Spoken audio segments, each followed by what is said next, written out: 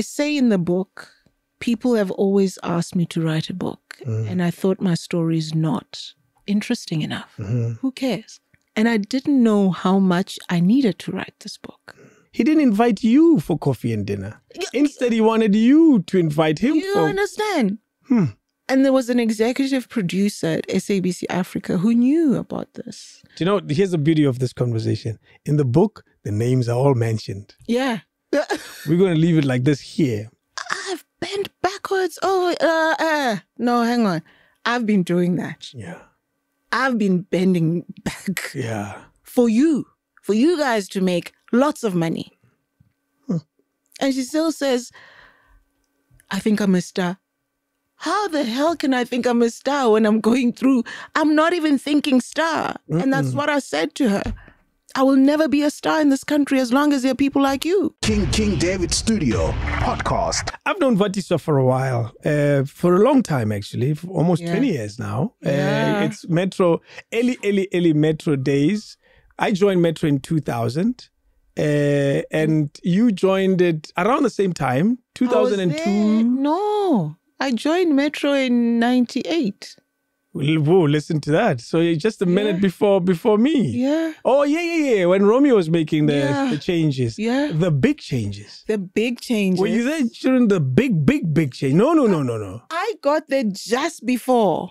Not after. He implemented the big changes because that's the time there were 4 newsreaders when I joined. Okay. So it was Tracy going, Warwick, me in the afternoon. Yeah. Then there was that night thing. Zolani Sikolo was reading that one.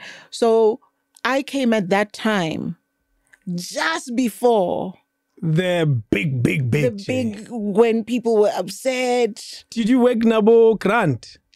They were still there. Jeez. I just got there at that time and they were fired during that time.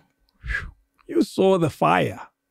Man, we were hearing that Romeo is getting death threats from... It was hectic. You saw the fire. Yeah. And you came just.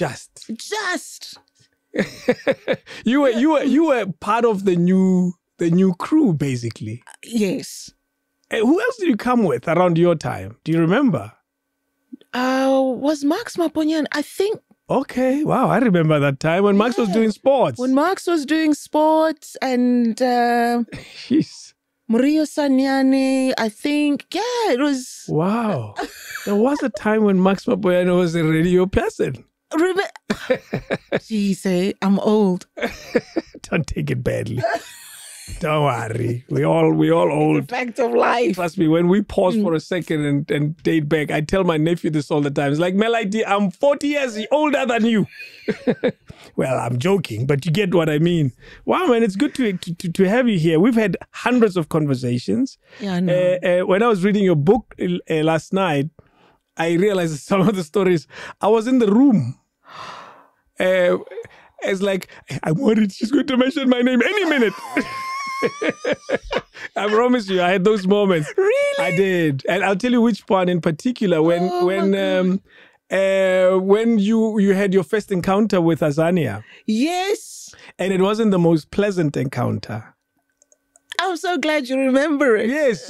And I remember thinking, flip, I was there. I know. I saw the scene. That if this scene is true, then the rest of the book is true. You know what I mean?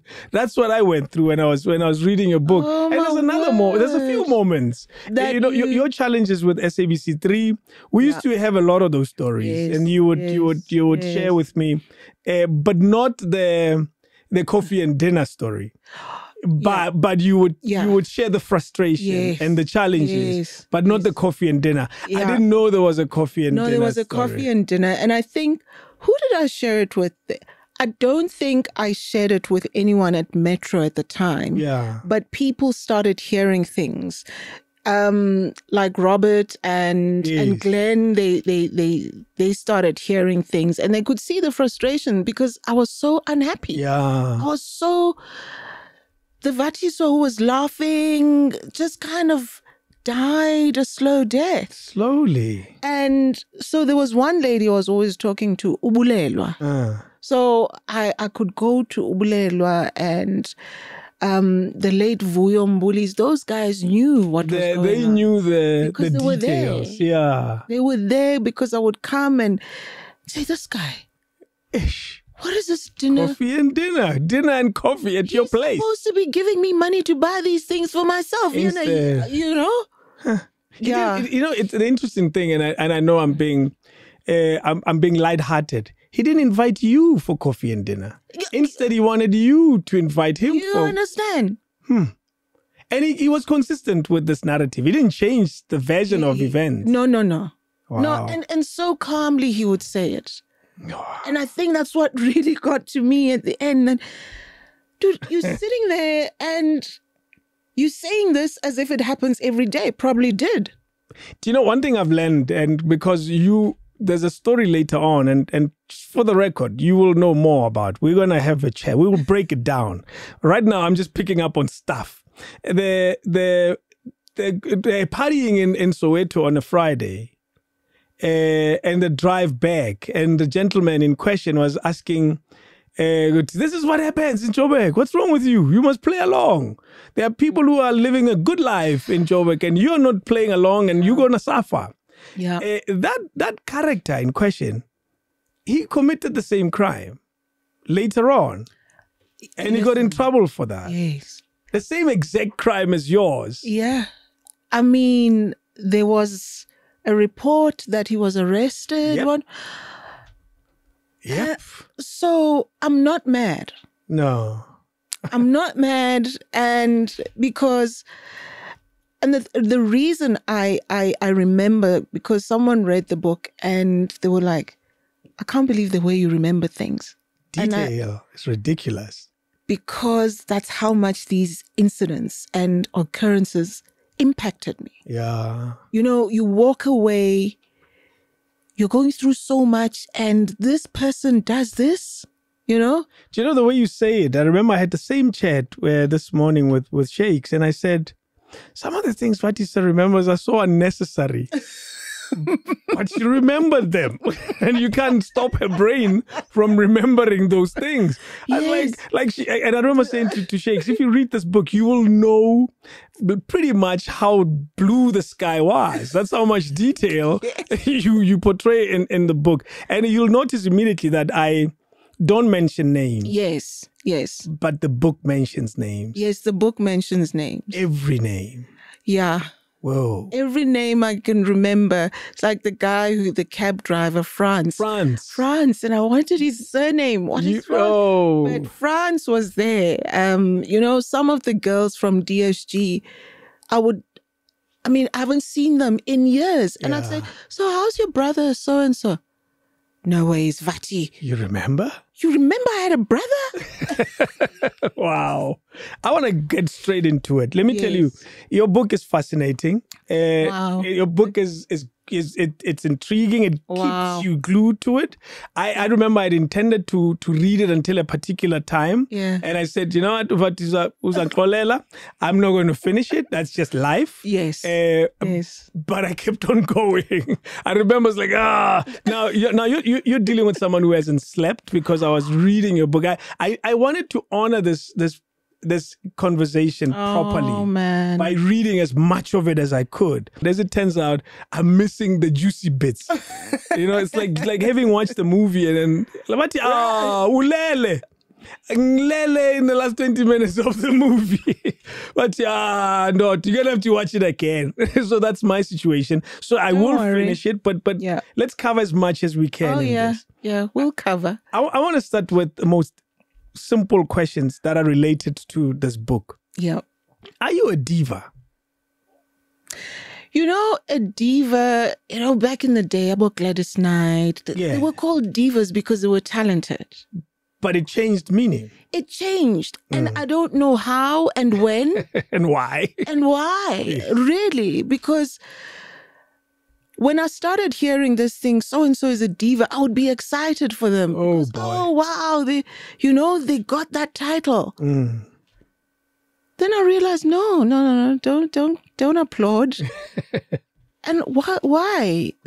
No, Utimanda, go on set and this and this. Oh, okay.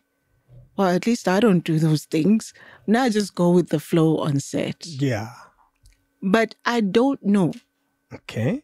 When the diva narrative and the diva title was thrown at me, I don't know at which point, but I started hearing.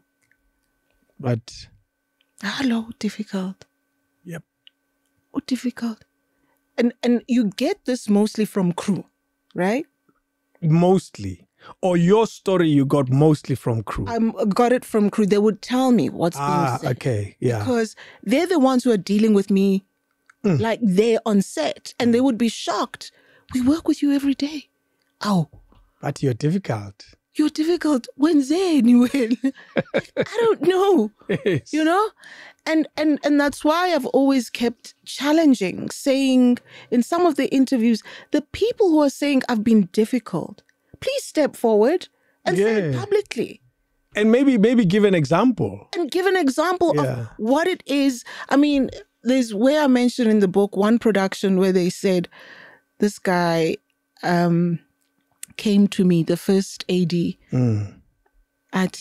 We've been working with you now. It's like a month. Yeah. And we've been waiting for the diva.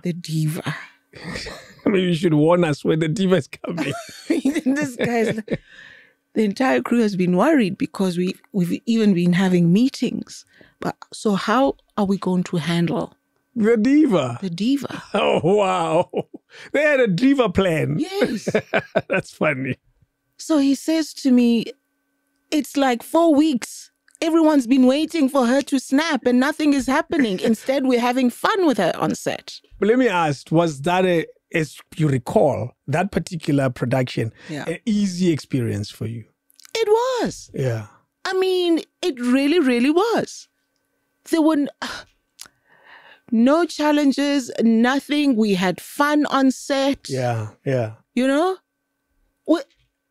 Basically, most of these productions. And a production has never been halted because, she's through one of those again. The biggest So that's never happened? No.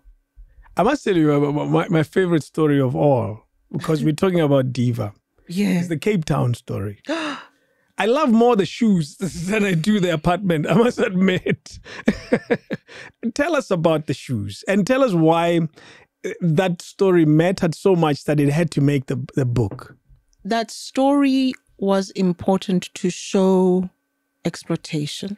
The things we go through that never come to the fore. To have to travel to Cape Town not knowing where you're going to stay. Because production, it's not important for them to book us accommodation. Now, Cape Town's not cheap. Now, unless you're living in the hood. Exactly. Yeah. Unless you're earning the Cape Town dollar. And I certainly wasn't.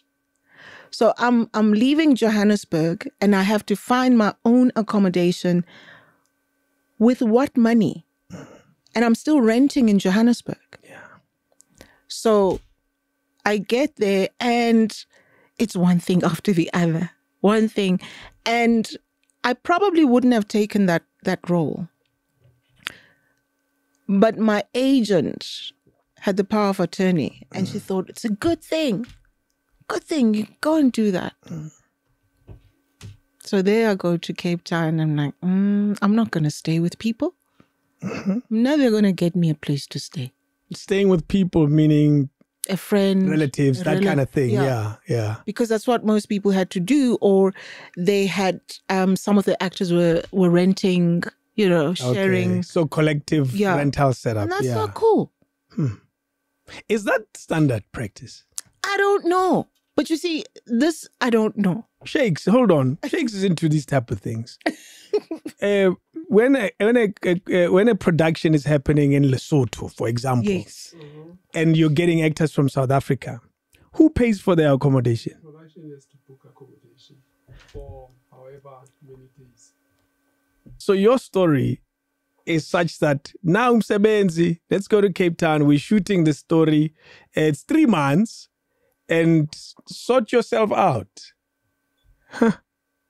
There's a part there where you say, but she's from Cape Town. She's from the Cape. She's from the Cape. It doesn't matter. And I'm from the Eastern Cape. So my family's Eastern Cape.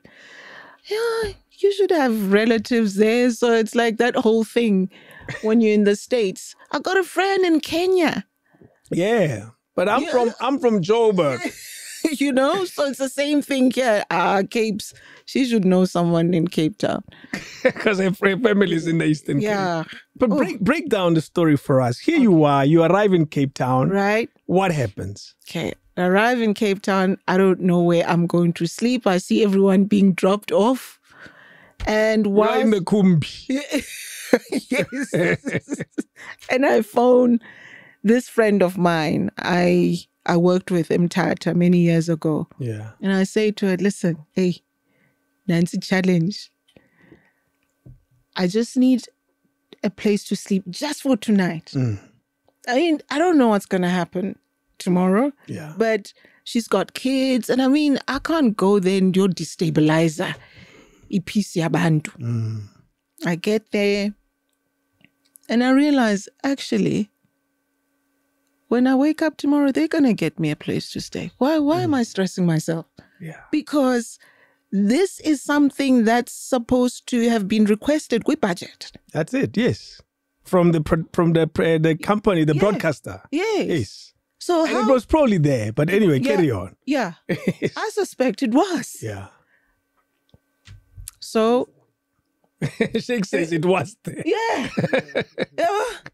But what do we know? Because we are always told there's no budget and we have to say, oh, okay. All right. So following day, driver comes, Bra Oscar, he sees me with all my bags and a suitcase.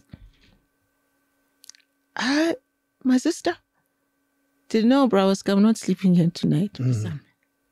We get to the studios, Zobane table read, meeting all the other actors. Before we do this thing, let me call my agent. Speak to the production office, please. Tell them to get me a place because it's just not happening. Because you don't have a place. I don't have a place. You're doing this table read, but manket up. I don't know where I'm going. Okay. No, my dear, why don't you sleep where you sleep? No, it's not going to happen. It's not going to work for me. Yeah. You know? Also for the family that you're sleeping at. Yeah. Yes.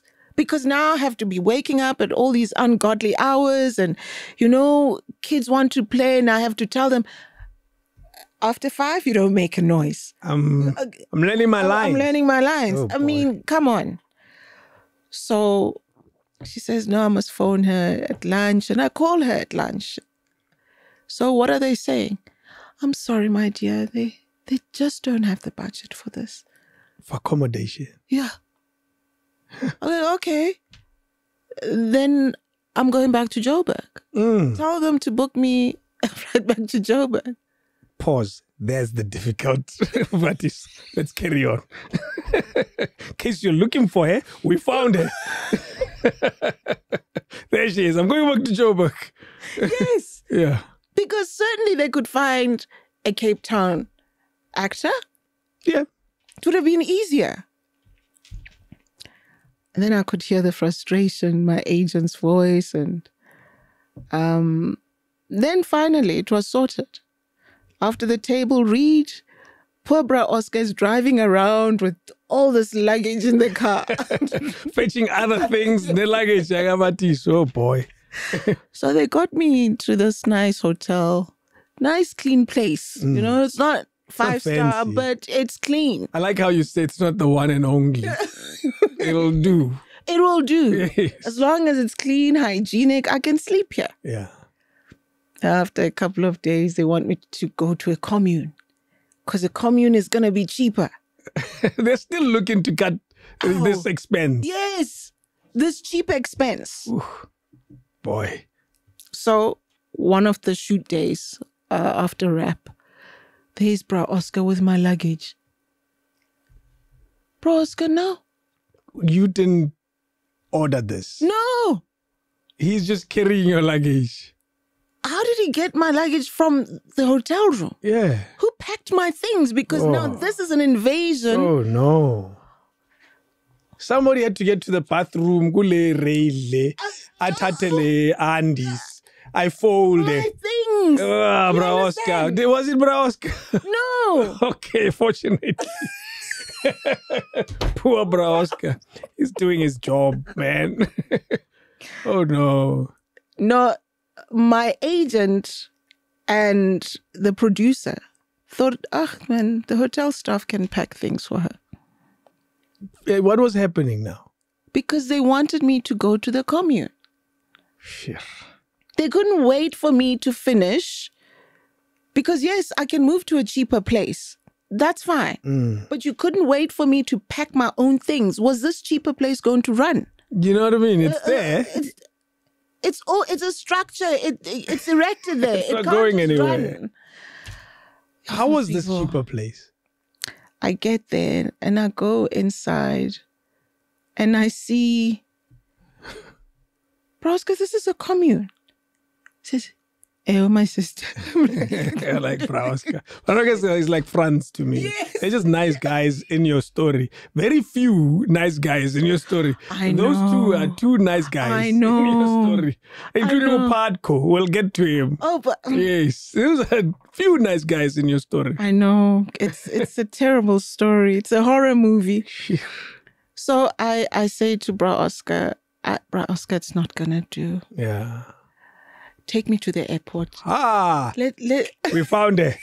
The difficult part is keep going. Let's not even discuss anything, Bro Oscar. Take me to the airport. And I'm thinking, Bro Oscar, just take me to the airport. Don't phone your boss. Then we get in the car, he calls. Of course.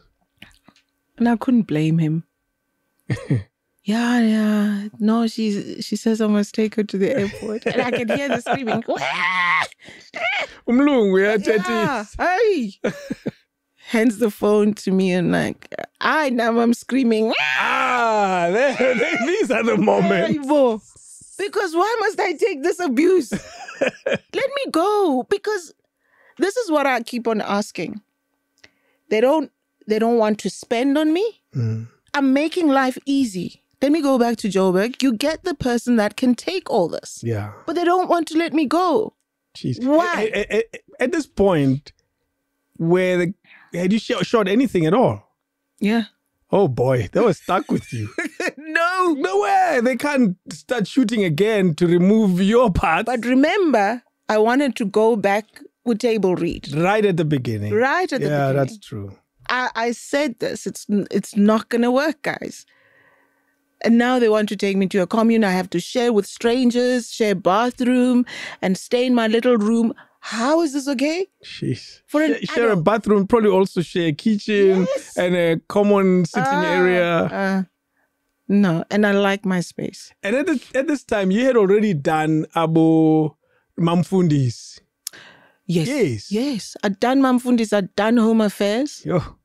I'd done Nomzamo. Yeah, you were way into this acting thing. You know? And so still, with all this, I had to fight with wardrobe about shoes. That's the funny bit. Trust me, you want to hear this. No. So there I have my little stilettos. I mean, I thought, okay, you're going to Cape Town. You need a decent pair of shoes. Yeah. 300 and... I mean, they're not bad. Yeah, Katsuza say Cuthbert. There used to be a shop like that, Cuthbert's. So now I say to them, because the character I was going to portray, a millionaire. Mm-hmm. She owned the soccer team or something. She owns a soccer team. She's always dressed to the nines. And then they give me these flat shoes. How am I going to play sexy in flats? And you know where I say, have you seen my legs? Always I think of my legs in flats. So you need to... I need to, my confidence is going to die in flats. Jeez. So I say to them, look, guys, I've got a new pair of shoes. I'll give it to you for a price, of course. Brand new. They're brand new. Yeah. You know? Okay, fine. Then they decide how much they're going to give me. Here's another important detail, I guess. Because one thing I've learned with your book is that we learn how it works behind the scenes. Because we don't know that when you are appearing on TV, on a Generations, that the clothes you're wearing are not mine. Are not yours. Yeah. It's wardrobe. Yes. You pay nothing for this clothes. No. You don't even pay lipstick, basically. No. Yes. Even the earrings you're wearing, they are not yours. So these shoes that you are offering to them, you're saying, well, you have an option. You can go buy them. Yes. Or here they are. Yeah. And they chose to take your shoes. They chose to take my shoes. So by taking your shoes, it means you're selling them this pair of shoes. Okay. But they wanted to tell you how much they were buying them for. They want to dictate to me. And I mean, every penny to me counted. Of course. Because I was going through stuff. No, we'll talk about that. Yeah. It's actually I remember telling Sheikh that this is a story of poverty as well. Yes. Yeah, it's a story of true deep poverty. Yeah. So don't come and mess with me when we're talking rands and cents. These people decide we're going to give her 200 and some odd. Why do you take that decision on your own? You're not even consulting. So then I'm like, guys, nah, I want my money. And fool. Then we're getting into a row. They call the executive producer. She comes. Now she's angry because I'm already costing them accommodation. And now you want. Now you're not even giving us this pair of shoes for free. Wow. So we really got into words. Is this in the public? Well, there was as some... in semi-public. Yeah, semi. There's some... Yeah, there's some movement. Crew mem, yes. You know? But no, I'm not going to be treated like this. Yeah. I've bent backwards. Oh, no, hang on. I've been doing that. Yeah. I've been bending back. Yeah. For you guys to make lots of money. And she still says, I think I'm a star. How the hell can I think I'm a star when I'm going through? I'm not even thinking star. And that's what I said to her. I will never be a star in this country as long as there are people like you. Do you know, I noted that. I highlighted it and I wrote it even as a question. Remember when we started, I asked you the question, are you a difficult person? Are you a diva? I also wrote somewhere, are you a star? Because it depends how you see yourself. I get it. Because I'm asking you this question. How do you answer that? When I say, Vatiswa, are you a star? No. I'm just a person who acts. Okay. When they get an opportunity. A star is someone who's paid well, whose craft is well respected, and you know, given the appreciation and shown the appreciation of their hard work, they display. So I'm far from that. Do we have stars on television in South Africa? Yeah, there are a few people who are treated like stars. It's like, what, 3 of them? Yeah. In a bus full of many, many people. Yeah. They don't even have to ask to be paid certain things. It just comes. It's part of the package. Yeah. Spani looks good on screen. Give them what they want. Yeah. Actually offer them. Shock her. Give her more. Okay. So me... We're going to slice through your story in many different ways, but I like where it starts. Okay. It starts first with a dedication to parents and relatives and family, which is how normal books go. Yeah. But it almost stands out for me, that part, because immediately within a few pages, you go straight to acknowledging the role of your parents. I like the role your dad played in your life. And not that there's anything particularly wrong with your mom, but you acknowledge your dad specifically. Even when he wasn't there, it's like, I needed this guy. Tell me about your dad. Well, as I say in the book, he was a priest and very calm somebody, but who didn't take nonsense. You know, he was like submarine. You know, he loved his kids. Yeah. Oh, my dad loved us, you know, and both parents. My mom was more of a disciplinarian, more than my dad.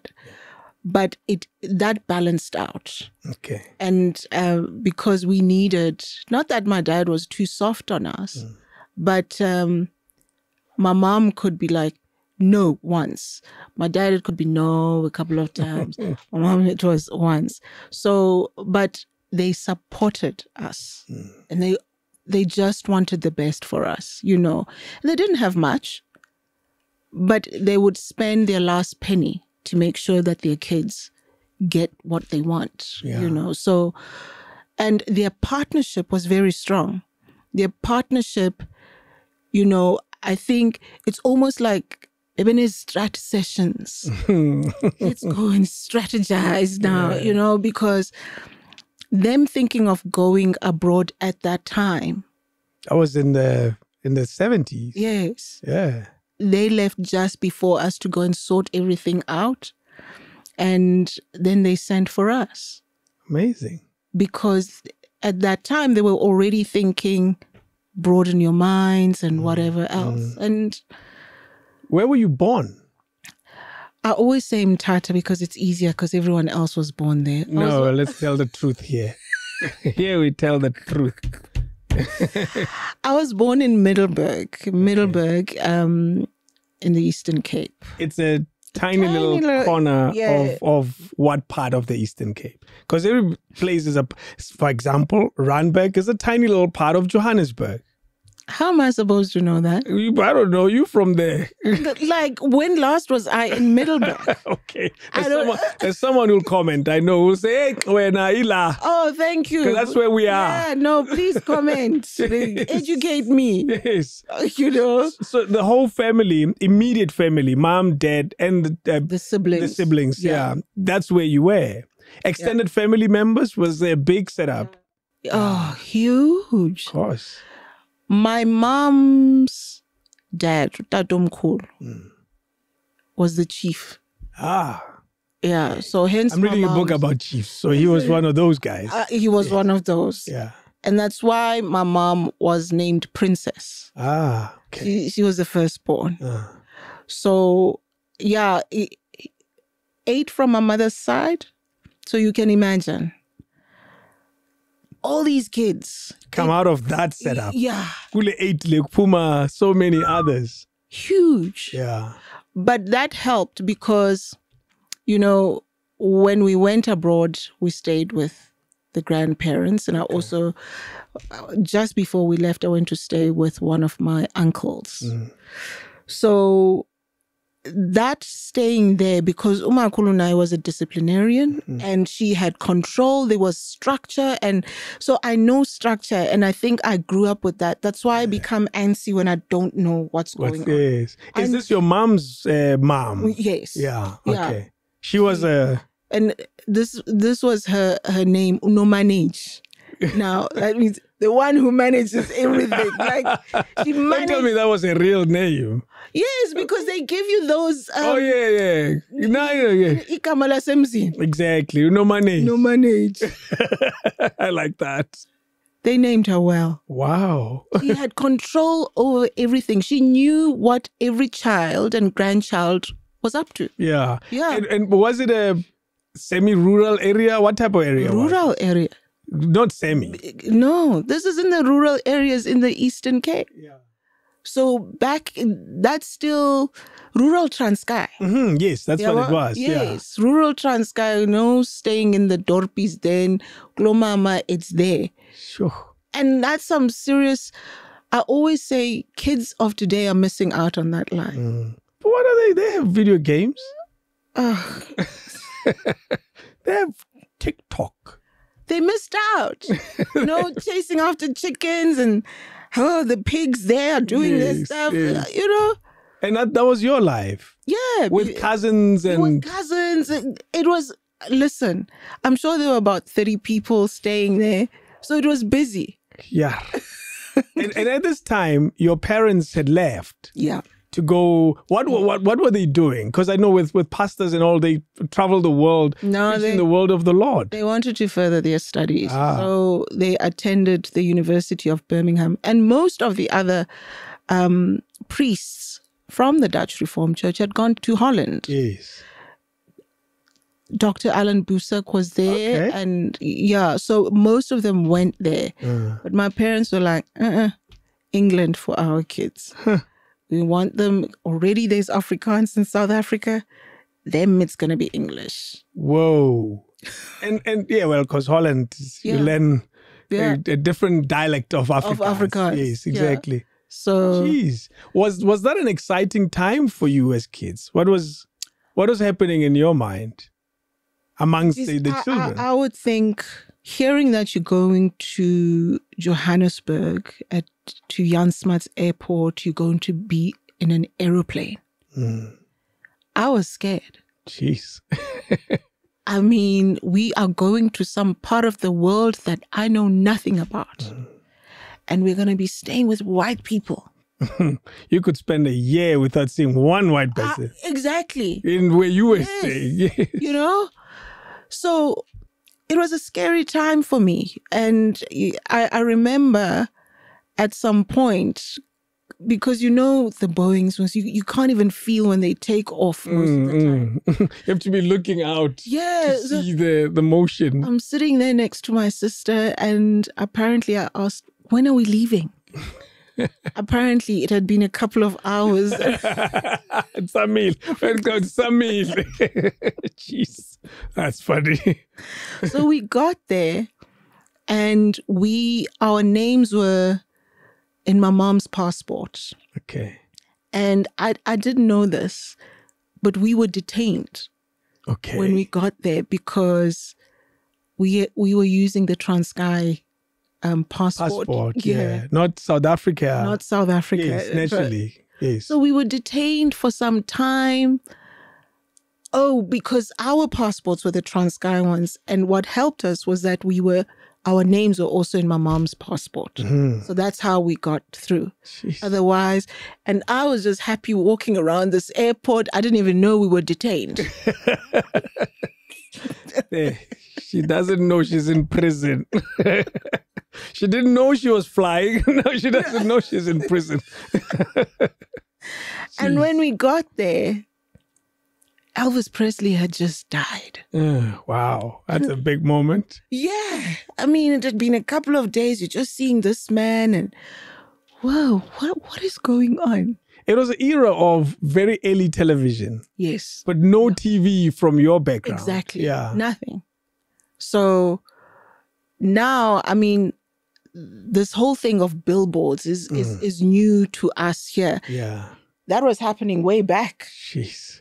In London. Yeah. So we're seeing this man with the microphone and we get to Birmingham where my parents were staying, and on TV it's still this man, and that's how I got introduced to the love of acting. Yeah.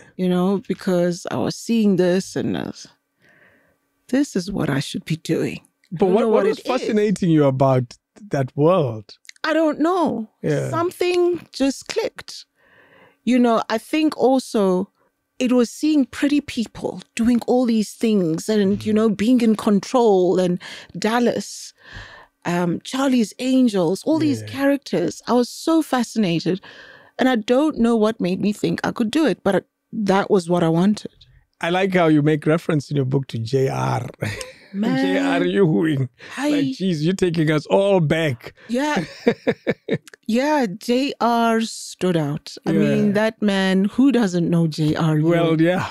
I mean, and that's why I make mention of when he was shot, the whole world stood still. Who shot J.R.? That's some serious talent. A lot of people will remember that episode. Yes. Yes. Who doesn't remember when JR was shot, supposedly dead? Yeah. I even remember the character that shot. I don't even remember. It was played by was it Catherine, played by Mary Crosby? Wow. It was played by Mary. What a world. So now you're captured by this world this is a kid who a day before did not even know much about, had probably never touched a television. No. And now you're in a world where it's pretty much all around you. Maybe that's why I was so fascinated. And I was Yeah. like, this is something, I have to be in that box. Schooling, what happens? So school, I was so nervous. Because now I don't know English. I'm picking bits and pieces on TV. Whew. And all the kids at school, they're all white. There's no one I'm going to speak closer to. Oh, boy. And my brother, he's already made friends. We went to the same school, but he's busy with his life. It's like, sort yourself out, you know. But, and that's the beauty of being a kid. Somehow you make it work. I mean, the first couple of days were, but after a while it was okay. Yeah. And these kids liked me. You know, they wanted to play with me. You know, they didn't quite get... No. You didn't quite get their language. I didn't. I didn't, but we made it work. How old were you then? I arrived when I was 6 in August. And then I turned 7 in September. Okay, so you hung around. And how long were you there for? In Birmingham. In Birmingham, yeah. I yes. think we were just there for close to 2 years. Okay, that's quite a significant amount of time to make friends. And then after that, it was to Aberdeen. But I mean, because I was a kid, I learned the language quicker, you know, so bonded. And that's when we were doing the plays in front of the class, and I loved it. I love the story, and I tell you, I have to see the story of the disappearing orange. What was it? Oh, disappearing ball. The ball that disappeared. You should go check it out yourself. And that was your first production. Yeah, it was. It was, and I didn't understand. When I look back, I think, why didn't the kids in the class laugh? Because I did nothing. I stood there and I kept on saying, I don't have the ball. Where's the ball? I don't have the ball. Where's the ball? So embarrassing. Wow. But that's what happened. And they clapped. And then at the end I say, here's the ball. And it was a... wow moment. It's like, really? Wow. So surely the clapping and being on stage, it's starting to say something to this little brain. Yeah. What is it saying? It's saying you on the right track. That thing you saw in that little box, it's the same as this. Keep going. Keep going. You know, there were no drama classes at the school, but they concentrated more on music. So I started playing the recorder and, you know, playing with the orchestra and already we had started playing the piano. So, you know, and in my mind, I was telling myself, this is going to lead me to that little box. Yeah. This that I'm doing here, this recorder playing, this piano stuff, I'm going to be in that box. You could already see this part. Yeah. Yeah. But we have to pause for a second and acknowledge Daddy's vision and Mommy's vision. Because I think it's easy to downplay it. But for them, because you speak of having piano lessons. Yes. In the 70s, here's a black kid from Middleburg I know. in the Eastern Cape is in Birmingham playing the piano. playing a piano with a teacher saying tip tip tip. That's a big moment for the vision that a parent has for their child. Where do they get that? Well, I mean, we're a musical family. Yeah. My dad played the piano. Okay. Self-taught. Because his dad was a music teacher. And that's why apparently I was named Viola. From... Yeah. Yes. So, Udada and my mom was singing in choirs at the time. Okay. She was a soloist as well. So I think it was, let's build them musically as well. The opportunities here. Why can't they play the piano? Yeah. And so they got us a tutor. Heather Smith would come twice a week for our piano lessons. I hated it because piano is for intellectual people. You couldn't figure it out. Man, But I played. Yes. I eventually got, but it needed so much practice and I didn't want to practice. I wanted to go and play outside. And then the Heather's coming. Can't Heather get involved in an accident on her way here? But she was so patient with me.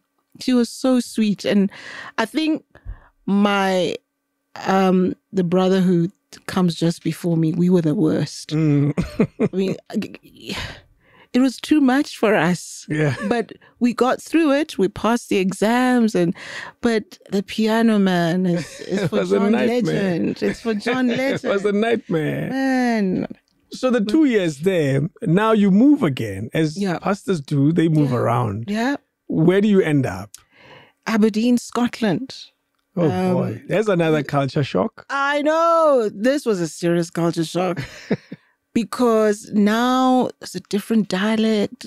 What are these people saying? I mean, the first day we were there, I think my elder siblings, the two first ones, they got a school earlier than us. Okay. So we moved first with my dad because my mom was finishing off some stuff in Birmingham. So they went to school and we would stay back with my other brother.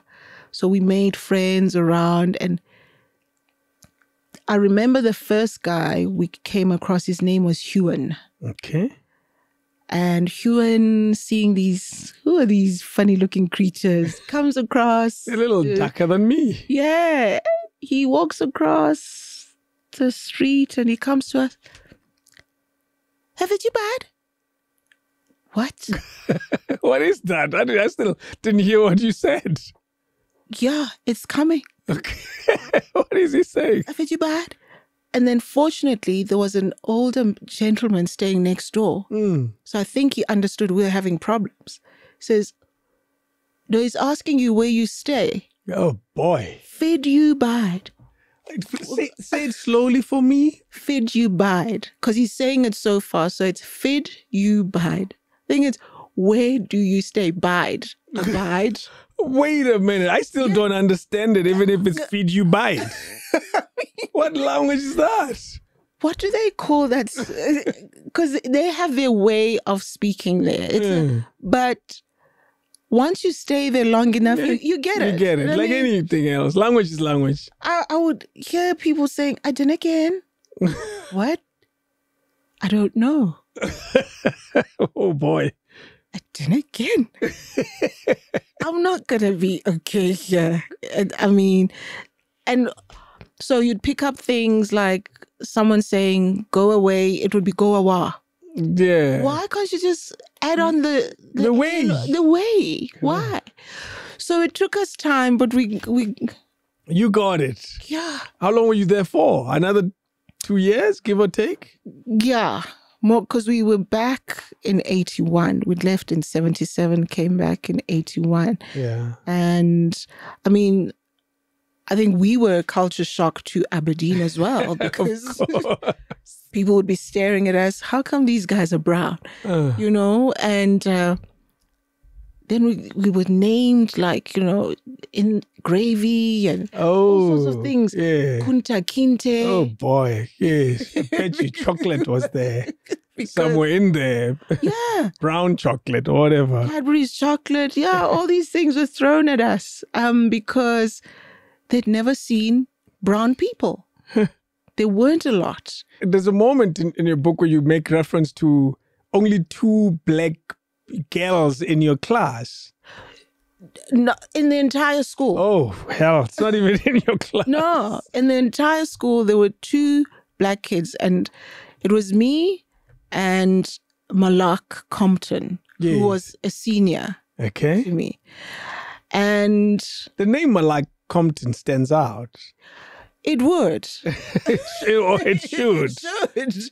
Because she became Chris Rock's wife. Whoa, went to the same school with a young future Chris Rock's wife. And it's so funny because every time I thought of Malak, she just had a presence. And, I looked up to her because she was just so well put together. Yeah. And And she'd say to me when she heard me trying to sound like these kids, like, go awa. She'd say, Fantisha Wawa, because she called me Fantisha Wawa. Because she's from American. She struggled with that name also. That name, just like, I'm not going to stress myself. Fantisha Wawa, stop trying to sound like them. She was clearly getting a lot of training back home. Yeah. That this is not... It's not going to happen here. So I thought, okay, let me stop. Let me just go back to the Birmingham English. Rather that. And the kids understood it. Yes. They understood it. So Malak was that kind of... So when I heard that Malak Compton Rock many years ago, I thought, I know that name. Yeah. It didn't have a rock before, but there's only one person I know who had that, because it was a unique name. Malak Compton. And I Googled, and there she was. I said, this face, so many years later, but it takes me back. Wow. And what are the chances of meeting in Scotland? You know? And she was doing some empowerment things for kids in Harlem, or, you know, and there was an email address. I thought, let me just find out if... And I wrote to her and she wrote back and she says, hey. Yeah, I remember you. Fantisha Wawa. And years later, I got an interview on Metro. Yes. And she was there for like some time, but we haven't kept in touch. That's such an interesting thing, you know, that, you know, a famous person like that just meet so far away as little kids. As little kids. And you take different routes and you meet again to say, hey, you're the same person. You come back. Do you come back? We do come to Gauteng, not Gauteng, South Africa. No, there was no Gauteng then. What was it? No, Transvaal. PWV or something like that. Transvaal, and it had its own little stuff. Yeah. No, we go back to the Eastern Cape, Transkei, Mthatha. Yeah. Unfortunately, because there was a priest, they'd organized a house and stuff for us. So we went back there. But here's a tricky part for me. Yeah. These are kids who were 4 years of very different schooling. 4 years of, and I'll say it for what it is, slightly superior level of schooling than what you're probably exposed to at the time. Because, well, we were living in circumstances where education was deliberately dumbed down for a black person, you know. Yes. And now you were exposed to piano lessons and where's the ball? So your life was very different. And you were exposed to white kids in class and so forth and so forth. Now you come back to a South Africa that has not changed. It's an apartheid South Africa, an independent Transkei, but it still has its own problems. Yeah. What happens to the parents now trying to get you school? It was difficult. I remember, I think, because my parents tried to get schools whilst we were still there so that we wouldn't have challenges. And they were told about a school, Tata High School. So it was white. Okay. We get there and that principal wanted nothing to do with us. You darkies. 4 of them. At once? Are you crazy? They're not coming here. So, and we had to leave my dad. So it's just my mom trying to get us into schools. Then she got... we were driving around, going to all these now black schools. But that are slightly different. Okay. Yeah. But now this is going to be difficult for me because now Xhosa. Yeah. Has it moved backwards? No, it hasn't. But reading it and you can tell people are on the go. They read this language. And now it's looking so foreign to me. Sure. I can speak it. But looking at it, you know those when you go to Turkey and all these other... Oh, yeah. You've seen these other things. Now it looks like that. It looks like some of these hieroglyphics. But what my mom did, which was genius, before she started trying to find schools for us, she took us all to stay with the different grandparents. Okay. to get our grounding again. And the Xhosa coming back. Yes, we spoke it, but you start learning certain things and the mannerisms and, certain nuances of... And that I thought that was genius when I look back, because it helped me a lot with my acting, So she eventually got my brother and sister got into DSG and St. Andrews, and we went... My other brother went to another school. I went to one in Kumbu, and I had to learn Xhosa. I was failing badly. I mean, I hated school. This was just making it worse now. Yeah. I'm learning something that I should already know. Yeah. And everyone is just... I'm getting 10 out of 100 and all these crazy... You were struggling. Like proper. Because how do you write it? How do you write it? How do you read it? But with time, I imagine you get better. Oh, yeah. But I didn't stay that long because I was doing badly. And my parents wanted me to be in a better place where I'm going to be comfortable. I think psychologically as well, and that's when they took us to DSG. Yeah. And yeah. Not as much Xhosa as it was before. Can you imagine? But you can write it now, right? I can. Okay, just checking if you lost it then and never got it again. But don't tell me to write an entire thesis. A book like yours. I could never. That's why people would say, but you speak Xhosa so well. Why don't you do Xhosa news? I can't read the damn thing. I've tricked you all. I've tricked you all. Because even people who some actors actually, would come to me for translations on things. I'm like, whoa, wait, what? Can't be that good. Clearly. And I'd have to say, guys, I just listened. It's not that I'm good with the language. I'm not great. Yeah.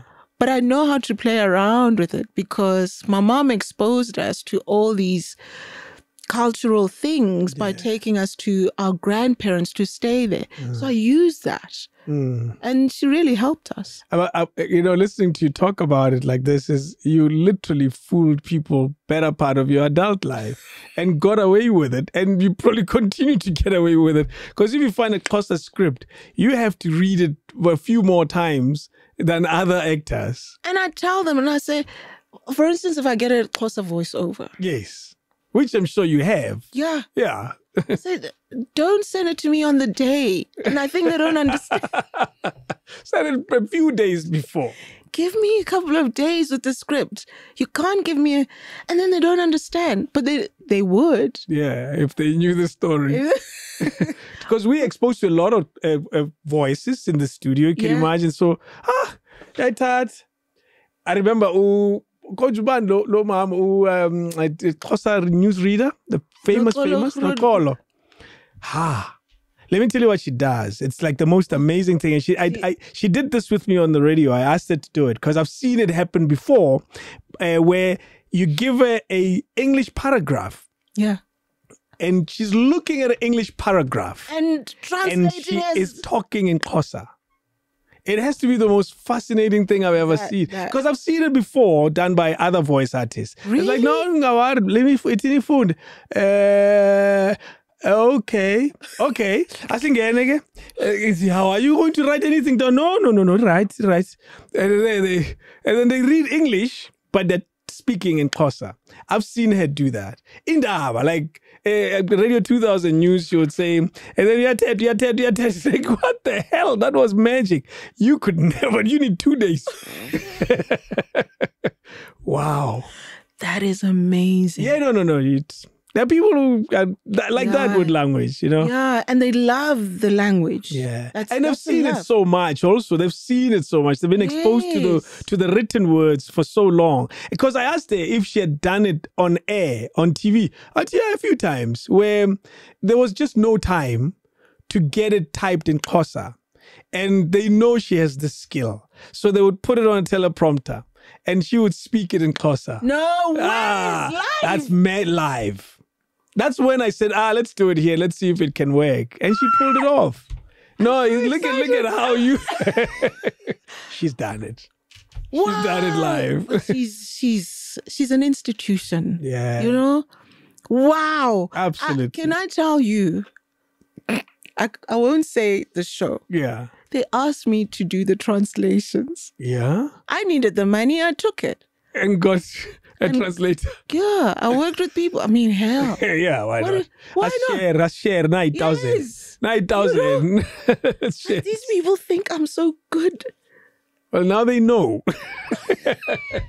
You gotta edit this part. But what? Now they know, hey? And now, what happens to, because your story moves from this child who's going through school. Yeah. And then there's a job.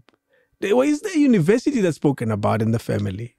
Because your parents were academics. Yeah. Everybody else in the family is better than me. Like that.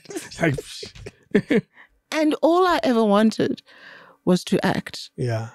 And I think when we came back from the UK, my mom especially thought, she forgot about that. She wanted me to be a chiropractor. Can you imagine me? I can, actually. Why not? Really? Why can't you imagine you? No, because I'm thinking of performing. And I mean, I worked at the bank.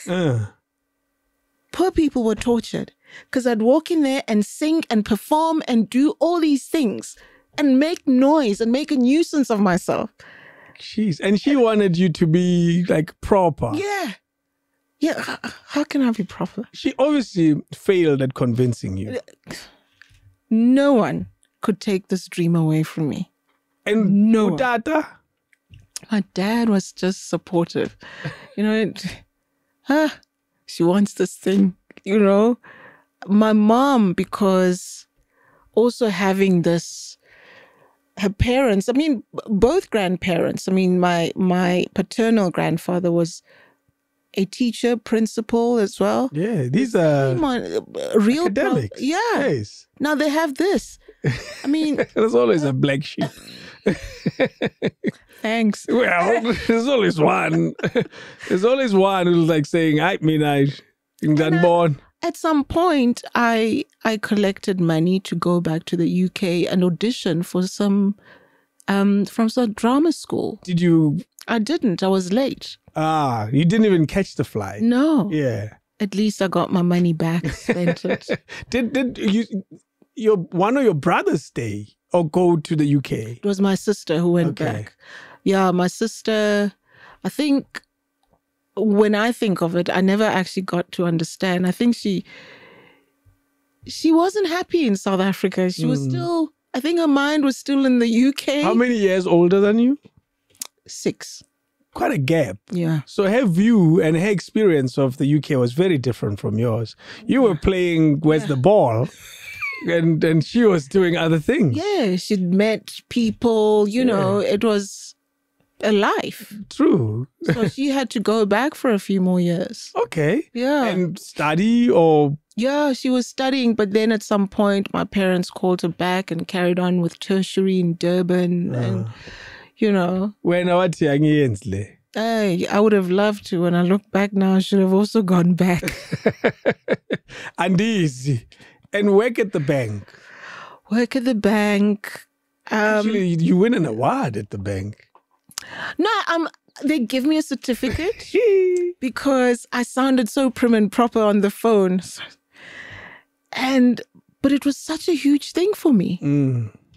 These people think I sound polished on the phone and, you know, and I'm nice and professional to people when they call in.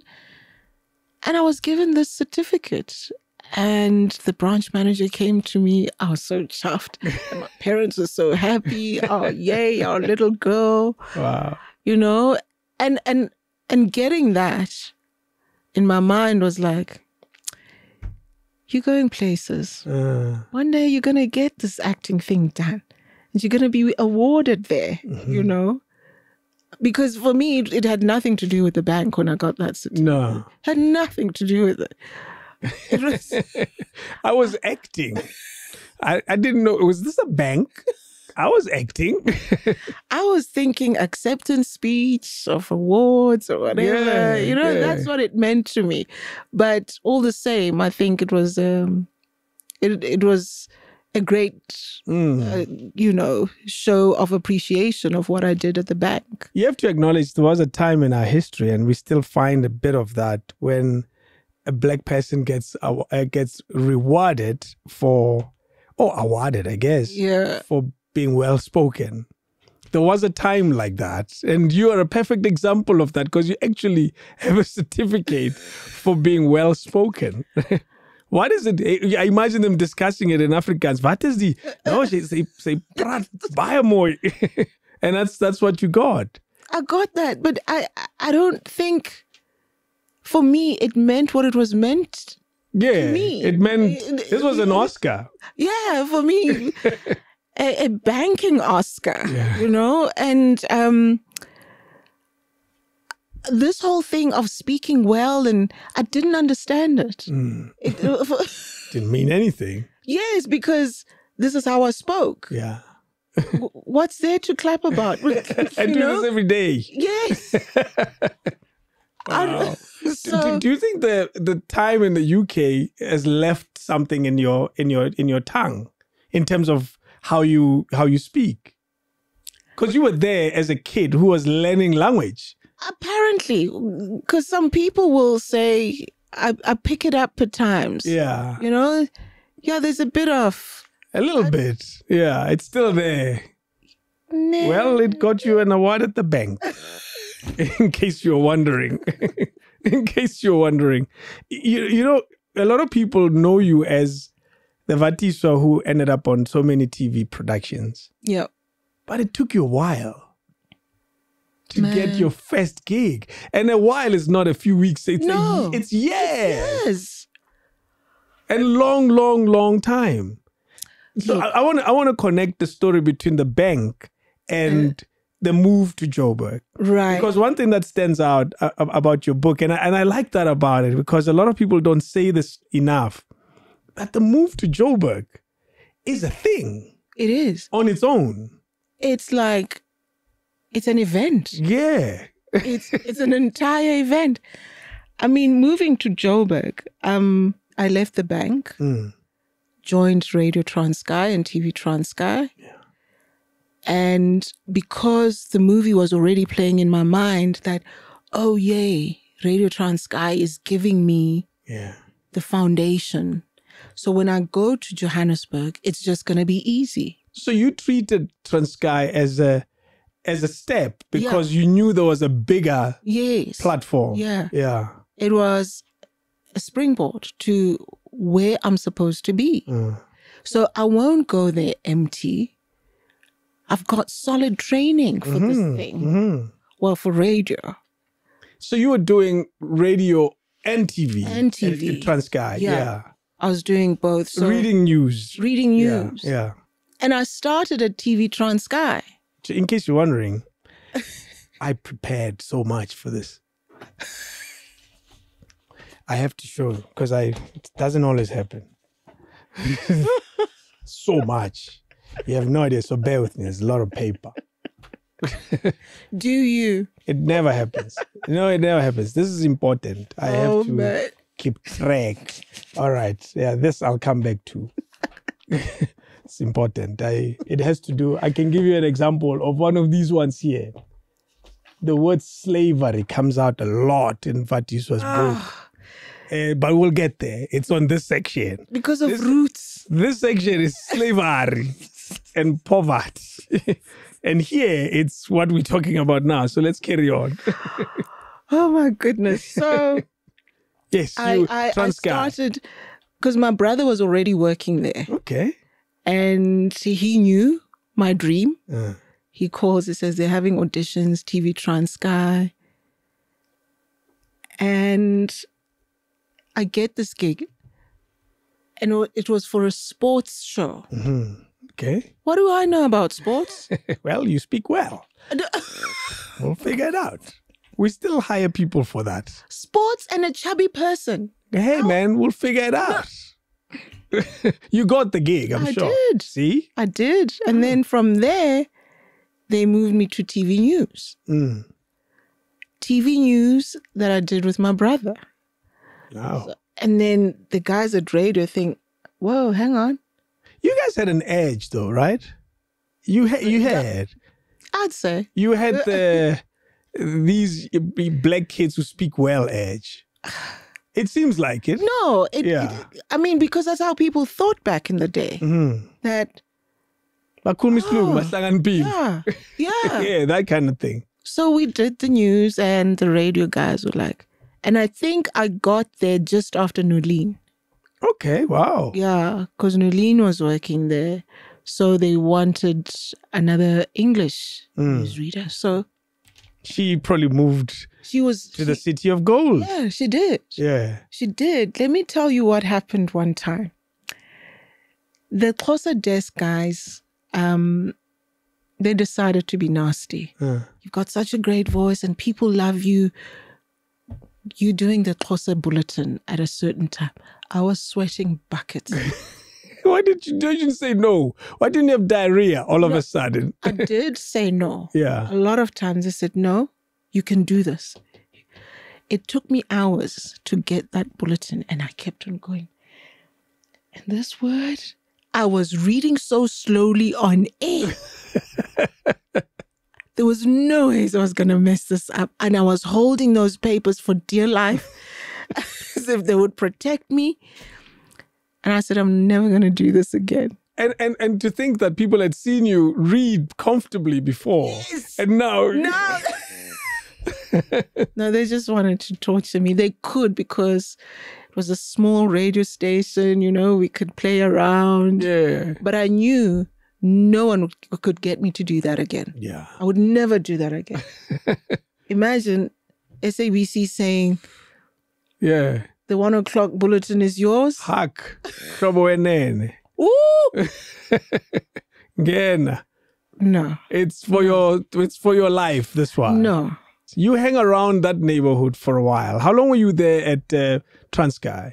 This is 94, 94, and then 96. Transition. South African big transition. Yes. Yes. Then 96, I moved to Radio Bob.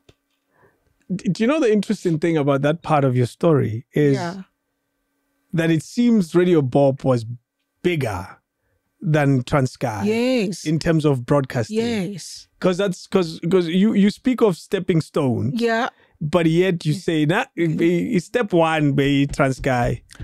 and Radio Bob was surely step two in that sense. It was. Yeah. And I mean, that wasn't the plan. But now with the new dispensation, people are losing jobs and I got that call just in the nick of time. How did you get that? Because these are two different worlds. From the Eastern Cape to Vatiswa Ndara. Francis Majola, the late, was apparently a newsreader at some point at Radio Transkei. Okay. So he moved, I think, to Johannesburg and eventually to Radio Bob. As part of the wave of transition, yes. And he was brilliant. Yeah. He spoke well, And so he became head of news or something. I don't know how he knew me. Hey. But he tracked me down and wanted me to. I was like, I don't have to find out if I'm losing a job here. I'm going straight to Radio Bob. Did you know about it? Did you know what you were getting yourself into? Because the thing about these Bantustans at the time, they were literally like little rooms that were locked. That there were people inside, and those people didn't know much about what was happening outside. I'd heard of Radio Bob, and my dad took us to one of his friends. I don't remember where. But we heard Radio Bob and the music was great. And some of the songs I'd heard in the UK. It sounded familiar. I was like, this is And Radio Bob sounded cool. Trust me. Even for us, those who were in South Africa, Radio Bob just sounded amazing. It sounded great. It's like Capital Radio. Yes, exactly. Our Ice, just Ice. That's where they were. Or Kenny Maestri, that's where they were. Yes. Even Jeremy Mansfield. It was a whole thing. Really? Yes. It was at Capital Radio. Capital was the thing, man. Yeah. And you got it like nationwide. Actually, you could get it at night, I think nationwide. Really? During the day, it was a little half-half. They were broadcasting to an audience that could not hear them. They were in Durban, remember? They were by the sea. They were in Port St. John's at some point. You see, but they had studios in Durban, literally by the ocean. And the people in Durban couldn't hear them. Couldn't catch them. You could catch them at night. Even Radio Pop, at some point you could catch medium wave at night. I don't know how these wave worked, but they worked at night. Capital Radio in Mthatha, we could get it the whole day. Yeah, it was like Radio Bob to people in Vatiswa. Yes. That's what happened. Jeez, and then you moved to... I moved to Radio Bob. That's and far from home. And I was given accommodation. And it was a tough decision to make. I was leaving my mom. Yeah. She'd had her stroke. Oh, already at this time? Yeah. She'd had the stroke. My dad had passed. Whew. That was a big moment. I know, it was. It was hard. But I needed to work. But what was driving this kid... to make such a big move at such a young age? Because I look at that and I say there was so much happening back home, but the drive was still there to say, I'm packing, I'm leaving. That dream. Oh boy. I'm telling you. UJR. Wandithakatha UJR. It was that thing. Yeah. And you know, the funny thing about me is that I always think I'm running out of time. I always think if it doesn't happen now, it's never going to happen. You're going to be old very soon. Yes. Get moving. Jeez. But so you feel the pressure, hey? Yeah, I do. You still the same? Yeah. Oh, no. Doesn't it go away with age? No. It's like, hey, keep moving. Keep moving. But somehow people have managed to halt me, you know? Hey, whoa. But I always have that thing. Yeah. But now I think I'm managing it okay. Yeah. There's some OCD thing going on. Were you at Bob for a while? Because I'm thinking about the transition. This was a big transition all around the country. Yeah. And in broadcasting was no different. Yeah. There was so much happening. I remember Setswana FM and Motsweding, and that's where the formation of those Thobela FM and a radio station in Limpopo, that's where all these things were becoming one and all that. And now you, this kid, we are Ted Xhosa, we are Mahikeng. Hey. They hear no word of this language. I hear nothing. Yes. They hear nothing from you. Yes. And it used to irritate, I think, a lot of people that, what is she doing here when she can't even speak the language? Who did you find? The names that were there, that became big names over time on radio? Manyosi, what's his name? George Manyosi. George Manyosi, they were still there. Okay. Hector. Wow. Was Ben there? Ben was probably transitioning to... Ben was already gone. Yeah. Mabena was gone. Those guys were gone. Yeah. The Adele. Wow, Adele was still there. Yes. He was there. Notemba, because those are the names. They were gone. They were gone. Lawrence was gone. We got there just after they left. You were like the bus ezothatha labasele. Yes. Basically. Like the main bus is left. It's left. But Basbalande, arrange passenger. You were fetched by the late bus. Yes. Because remember, this was a package time. Yes. People have money packages and... Oh, yes. This is when Botswana as a country was no more. Yes. Whoa. Yeah. Nina Nyangena. You know, after the party. Who are these beginnies? Wow, that's such an interesting time, actually. Who was our program manager? Mudisani. Yeah, he was there still. Jeez, that's a big name in radio. I know. Yeah. With that voice. Oh, that's a big name. Oh, and he didn't have it easy with us. Really? Oh, no. There was always something happening, you know, others getting drunk, others missing out shows. And hey, it was... No, you were part of the confused Yes. generation. That was like, what do we do now? What's going on? Yeah. Is this staying? Because also there was a time when we didn't know if Radio Bob would stay, would remain and become part of the new story. Yes. And it hung around for a while. It did. And eventually just fizzled away. I mean, even when we were there, it wasn't that bad. Yeah. You know, well, we're just holding on for dear life, but it wasn't bad. Jeez. and now you eventually get a job in Gauteng, but that's not easy either. What's been easy for me? Dude, I don't even know.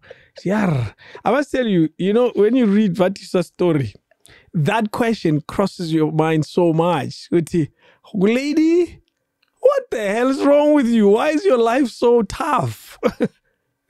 Because most books we read, our lives, unfortunately, are not in the rom-com format. No. Because when people write books, rising from the depths of poverty and to become a world star, from the dusty streets to the glitz and glamour of the, world stages, drug addict becomes. Yeah.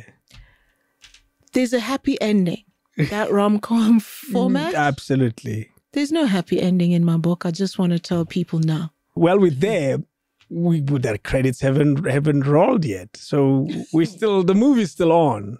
Oh, well, the movie will be on. Yeah.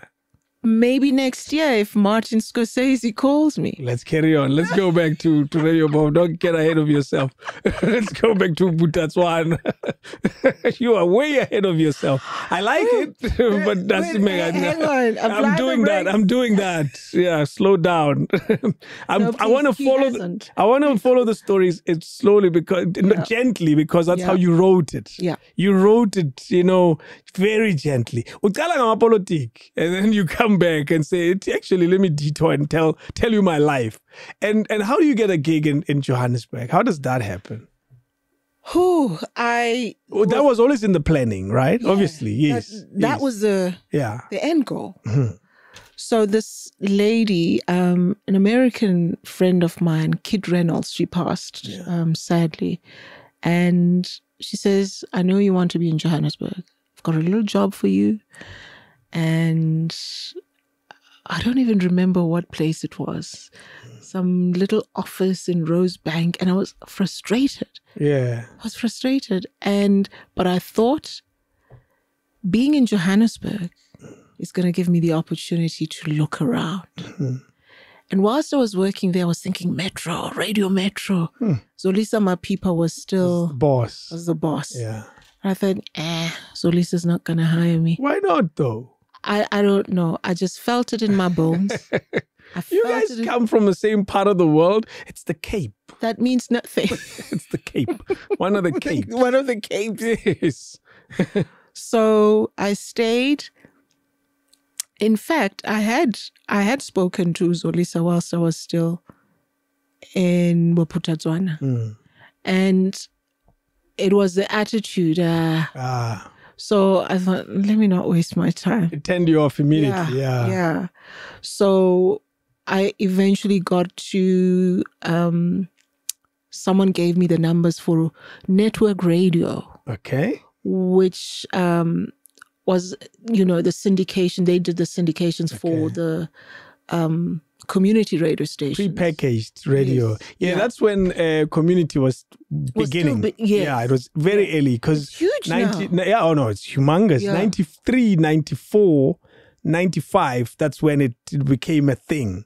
I know this because I was a part of a community radio station in Durban. Really? Because I was studying in Durban and there was DYR, Durban Youth Radio. I don't know if it's still around. And we were kind of a part of that, So that's why I know that's the takeoff. And there was this NCRF, National Community Radio Forum. And we were part of those committees. It was a thing. So yeah, I'm not surprised there was that thing you guys were doing. Yeah. Basically, we were getting content from you and we would plug it in onto our radio stations. So you probably heard me read the news. Absolutely. And I thought, who is this girl from Bophuthatswana? Not knowing. Jeez. So I stayed there for a while. working with our John Webb, Bruce Whitfield. Those are big radio names. Yeah, I worked with him, and John was always saying, Vatiswa, do you think I can do voiceover work? Damn it, John, have you heard your voice? You should be doing all the voiceovers. Everywhere. You know? So, imagine that. You almost wonder about the slight insecurity of someone who became such a big radio personality. Look how big he is now. Wow, that's incredible. Even Bruce. Like, whoa. Yes. Yeah, Bruce was always, he wasn't a junior person even then. Even then, yeah. So I stayed with NRN. This was 97. And then later, Kaya FM and YFM were born. That moment. That big moment in South African radio. I remember we all had hope. Yes. Nah, I had big hope. I thought I was in queues, man. So you and I both, we had the same feeling at that time that we were going to get radio gigs. 97. Yeah. I only started working at Kaya FM in 98. Okay. Not bad. Not bad. Still got something. And whilst I was there, I wanted the national platform now. Joining Kaya at the time was a big deal, though. It was. But remember the dream I had? Oh, yeah. Hey, nah. No, because the Kaya that started Kaya. Yes. Is a very different Kaya. Yes. No, they're worlds apart. The Kaya that started Kaya at the time is Hugh Masekela Kaya. Yes. It's who else was there? Nothemba Kaya, I think. Nothemba, Brenda Sani Kaya. If who else am I missing? I wonder if Nothemba was really there. Ice was there. Smoke, Swangile Kumalo. No. Smoke came a little after, just a tad after. Oh yes, yes, just a tad you're after. Right. Yeah, and Swangile Kumalo. It was a Kaya of iconic brands and big names and stars. Mark. Ranseri and the Mag Alex. Yes. They were there. Whoa. It's an interesting radio station with musicians as hosts. With a man of his own. Better part of the lineup was big musicians.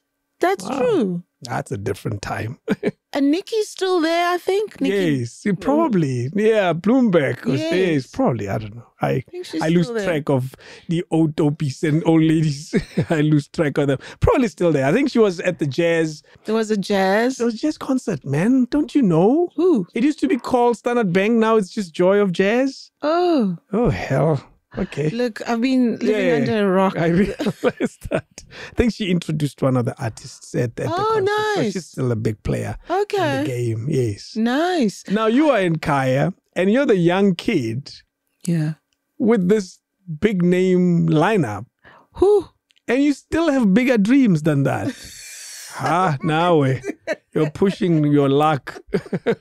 What more do you want from God? I mean... Who gets to work with Hugh Masekela? Do you know I've never met Hugh Masekela? You got to work with him and you still wanted a bigger job than that. Never met Bra Hugh? Never met Bra Hugh. Don't worry, it's a sad part of my radio career. Been in radio for 22 years. Never spent a minute with Bra Hugh in the same room. Oh, I'm sorry. It's okay. Yeah, well. Yeah. These things happen. We don't always get what we want. No. We don't. And how do you move to... How was your time at Kaya, though? Surely it wasn't that bad. It wasn't. We were working with Ferdinand Mabalane, Kutlwanos Kosane. Hey, I ended up working with Ed Metro. Yes. A whole lot. And for me, that's the thing. I wasn't dazzled. No. I got along with Smoke because at some point I worked on his show. Yeah. And I think it's the slowness in my brain. Yeah. I wasn't like, oh, I'm working with stars.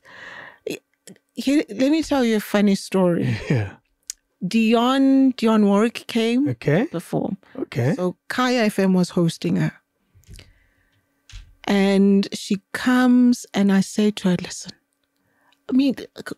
what was going through my brain? I go to her, you must tell everyone we know each other, we're friends, and you call me Vovo, okay? When we go upstairs. Okay. When we go upstairs at the party, you must shout across the room and say, Vovo. What? She did this. She played along. She played along. She was there with the hubby, Yeah. the actor. What's his name? Oh, I don't even know. Who's Thomas, the good-looking guy. He was on Don Johnson. They had a show on TV. really? I didn't know. That's the husband? Yeah. They were cops. Yes. Miami Vice. Miami Vice. Yes. Whoa, okay, that guy. Yeah. Yes. Oh, I didn't know. They were there together. Yes. And they just played along, and everyone was like, oh, God, Vatiswa, what is she doing? And hi, Dio. What was going on in your head? I don't know. And I did the same with Kenny Lashimore. Tell everybody you know me. It worked. No, I didn't say that to him. Okay. I pretended to cry because he was talking about, I think, his partner. I'm your girlfriend.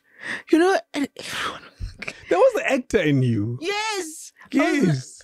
And the tears and he was laughing. He just thought this is the craziest thing. And he signed my cap. There's the actor in you coming out in moments where you didn't even see it coming. How, Jeez. wasn't that sick? Rather. Rather. Well, adventurous too. Gosh. I like the connect from Kaya to Metro. Yeah. How relatively seamless it was. Because, hey man, I joined Metro. My story was not seamless at all. Really? Well, Really? That's not true. no, I promise you, our stories are tricky. You know, breaking into the big time is not easy, as you can imagine. And again, one can say we have to appreciate your journey before that moment. You know, if you've pushed this thing that hard, the last little bit is probably not so bad. You know, that's what happened. Yeah. And tell us about this Padco moment. Look, and I mean, thinking of Metro was still a little bit of a problem for me after what I'd experienced. Remember, in the beginning of the book, there's a big-time newsreader who said, Wait a minute. We need to go back there. That's such a moment in your life. Yeah, that was a huge... So when you were, before Radio Bob, yeah, you were still back home. I was still back home. Reading news for... Radio Transkei. Tell us the story. My dad sees an advert or a promo on TV1. They're looking for newsreaders for Radio Metro. Oh. And I think SAFM. And he's like, my girl is going there. Yeah. And my mom is like, yes. I fly to Johannesburg. And I'm thinking though, if I get this job, I'm going to leave my mom. You know, she's already had the stroke at this point. Yeah. And I come with a bit of an attitude that, you know, it's not that bad. I've done this. I've been doing this. Can't be that nervous. The day comes, it's a Saturday. We're here at the SABC. And I go in there. I'm given, easy enough. I've seen these scripts before. I was given feedback immediately.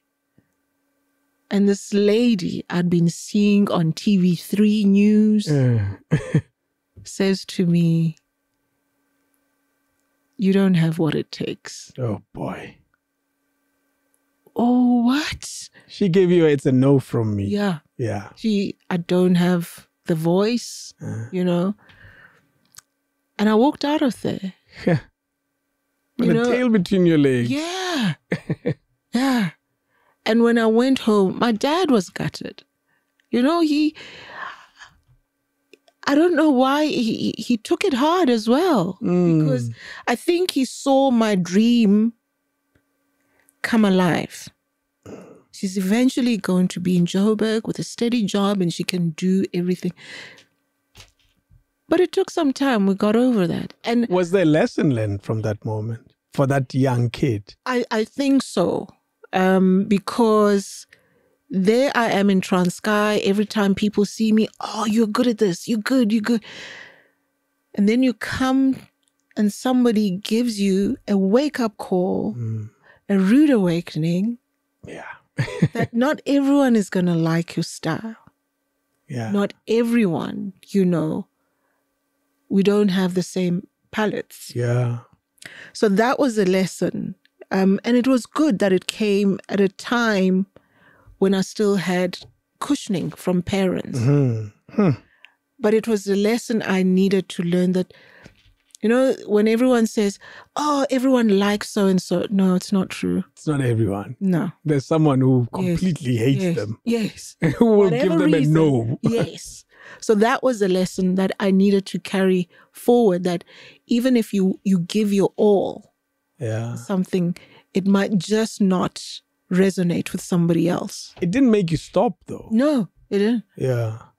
That's why I say, even if it was Christian Amonpour saying that, I would have still gone back to try.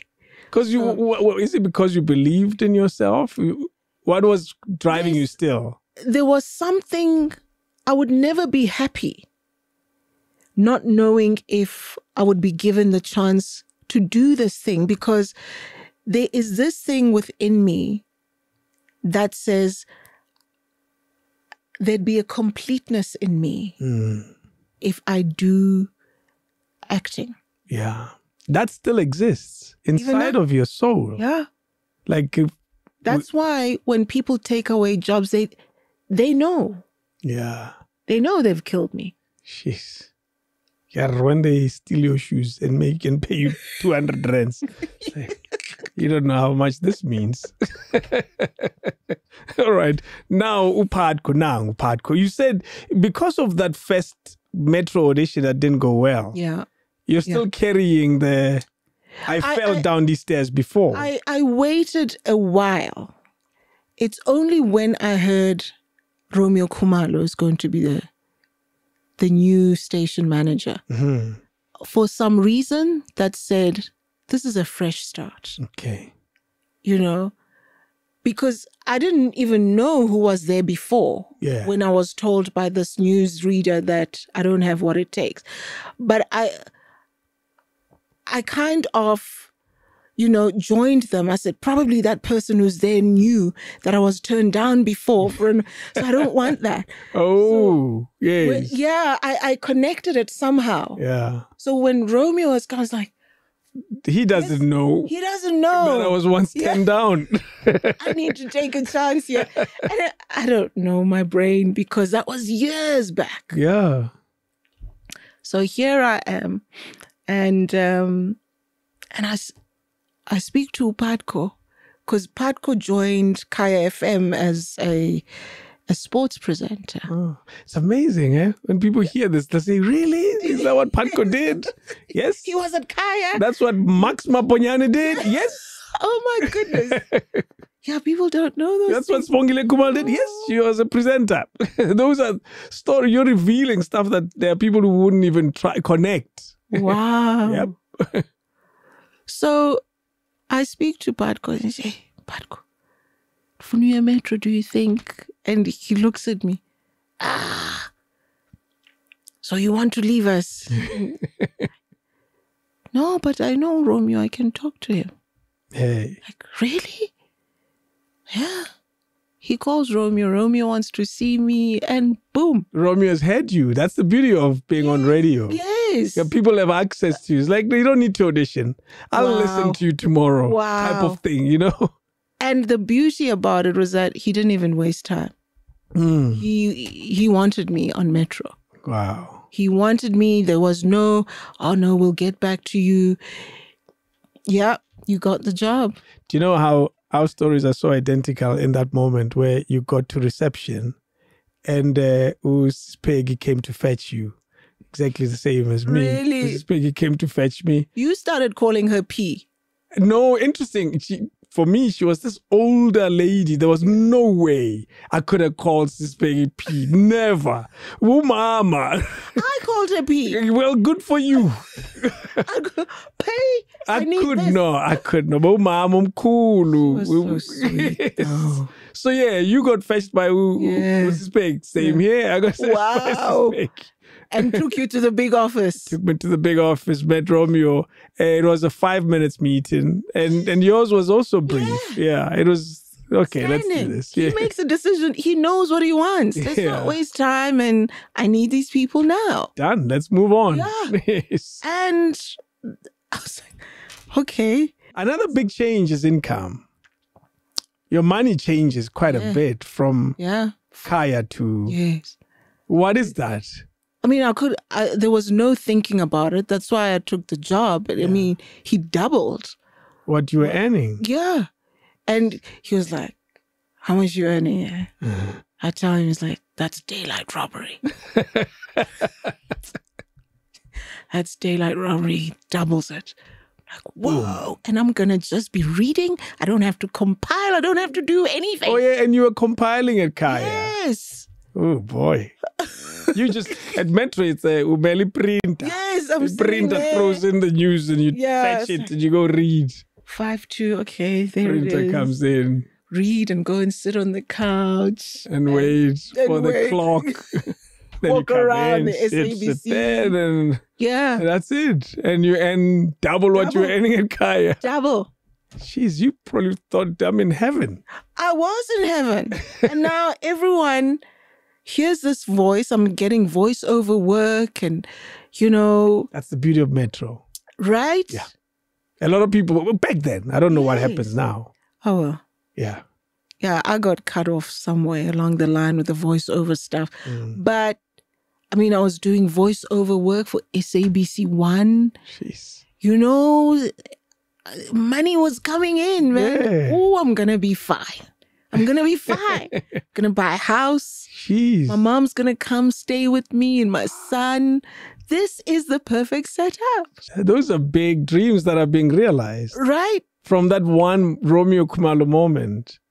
You know, thanks to Patco. Yeah. One of the few good guys in the story. Yeah, but the story is a lot of bad guys. Yeah. See? No, it's true though. Sure. You like meet all these weird human beings over and over again. Yeah, it doesn't get better. No, there's a guy who gropes her boobs. We'll get there. Let's keep going. Sheer. Then I get another offer for SABC Africa. Brand new SABC Africa. Brand new SABC Africa. Yeah. I get a call that the late Alistair Sparks, he was a big name in broadcasting. Of course. He wants to see me. Then eventually I went to see him. Yeah. And he offers me this job. Now it's TV. This is TV. Yeah. And I'm thinking, oh, I can get to SABC 3 News now. The coveted. Yes. Yeah. You know, Dumi Makhabu's there and, you know, the Alice Chavandukas have been there. Those are big names. Those are big names. I must get there. Yeah. So this is the foundation for that. Whilst I'm waiting for this acting thing, I need to make in the back of your mind. Yeah. Yeah. So it's Dan Moyane. I'm working with Dan, Mike Mills. Jeez. You know, the late Vuyo Mbuli. We all there. And I'm offered 12,000 rand. On top of Metro's double. Yeah. Yeah. This is like, your life changed. Yeah, whoa. There's a lot of winning. Remember back in the day, imagine 12,000 rand. Do you remember how much you were earning at Radio Bob? I think at Radio Bob I was at 6,000. Okay, it's not bad. It's not bad because at Kaya, you drop. I drop. Yes. At Radio Bob also, we weren't paying rent. They got you accommodation, a Bob something. There was a Bob building. Bob flat. Yes, yes. And we didn't have to, we're paying what? Like 200 rand? Just, yeah. Yeah, just to, you know. Yeah, let's show the tax man you're paying something. Yes. Okay. But here now, this is a big league. You're earning 4,000 rands at Kaya. You have to find your own accommodation. You're in the big city of gold. Oh, boy. Okay. So now that change at Metro is a big deal. 8,000 Rand he offers me, and then I've got 12,000 Rand, and I've still got the voiceover work. You know? You were the it girl. You were like Bonang. You know what? You were like everywhere. I was an it girl before they were. Before Twitter. So this is me planning now. Okay, you're getting all this decent money coming in. Give it a couple of months. You need to get a place so mommy can come. And you see how I call her ma'am? Yeah, you do. Actually, you do call her ma'am. Yeah, she's ma'am. Why is that? Ma'am, because she was a teacher. Okay. At some point she was a nurse, then she was a teacher, so her students were calling her ma'am. So even a car, the whole family, ma'am. Oh boy. She's like, you have to take off the coat and leave it at the door. No, but she responded to ma'am. I mean, it was weird saying mama now. No. So I'm planning this now that she and my son are going to come stay with me. Yeah. Because now I'm loaded. I can take care of them and, can build. Yeah. But at this point, the mister who wanted dinner and coffee, this was also there. Okay. But it hadn't happened at this point. You got the Metro and SABC Africa. Yes. All on your own efforts. Yeah, as in like there's no conversation. You're just getting calls, basically. I remember when I came to SABC, I did go to him. Oh. Just to say, I'm here. If, Yeah, these opportunities. Yeah. Yeah. I'm in the building now. I'm not over there in Rosebank. And you didn't know this guy, right? Prior to this? No. This was just, I'm looking for who's responsible for these gigs. I'd had a meeting with him. Yeah. And that's when he said, look, we're always looking for pretty faces like yours. And I was like, what? Okay. I went back to Kaya to work and I thought, okay. Oh, you met with him before even moving to SABC? Yes. So because I thought I have Kaya, maybe now I need a TV gig. Okay. Just to augment the salary. Yes. And so now joining Metro, I'm here. I'm in the building. So this whole dinner and coffee thing keeps happening. Take us to that moment, because it's a moment that is quite significant in your story. Because for me, it's the beginning of your troubles. Yeah. The coffee and dinner. Yeah. You walk up to this guy looking for what? Because he was head of news, I wanted to do SABC3 News. Because I had the experience of doing live TV from Bob and also TV back home. Yes. And I'd all news, So I approached him with this, and the first meeting he said this thing like, well, we don't have anything now, but we're always looking for pretty faces like yours. Weird thing. Okay. Do people get hired here because they're pretty? Pretty faces? Okay. You don't spend too much time on it. Weird, whatever. I don't know much about these sexual harassment things at that point. So Metro happens. Yeah. I go to him. At some point, I'm told Alistair Sparks wants to see me. Okay, before I go to Alistair, let me just quickly go to this man. Yeah. Listen. Can we talk now? Because as I said, I'm here. Yeah, no, you can have a job if you invite me to your place for dinner and coffee. Weird. Anger. How do you, I was about to say, how do you process that? Yeah. Because could he really mean this? A whole lot was going through my mind. And also, the anger made me ask, but what if he didn't mean it? Yeah. You see, the anger had to make me rational. Okay. Let's process. Balance. Yeah. You're angry that this has been said to you, but still, don't jump to conclusion. What if he didn't mean it? But I walked away with anger. How could I go there asking for a job? Just, okay, fine. Let me go and speak to Alistair Sparks and get the job. Whilst I'm at SABC Africa, everyone else is getting a gig at SABC 3. Through this guy. Yes. Naturally, because he's the final say. Yeah. And there was a lady called Sally De Vasconcelos. Okay. She did the scheduling and stuff.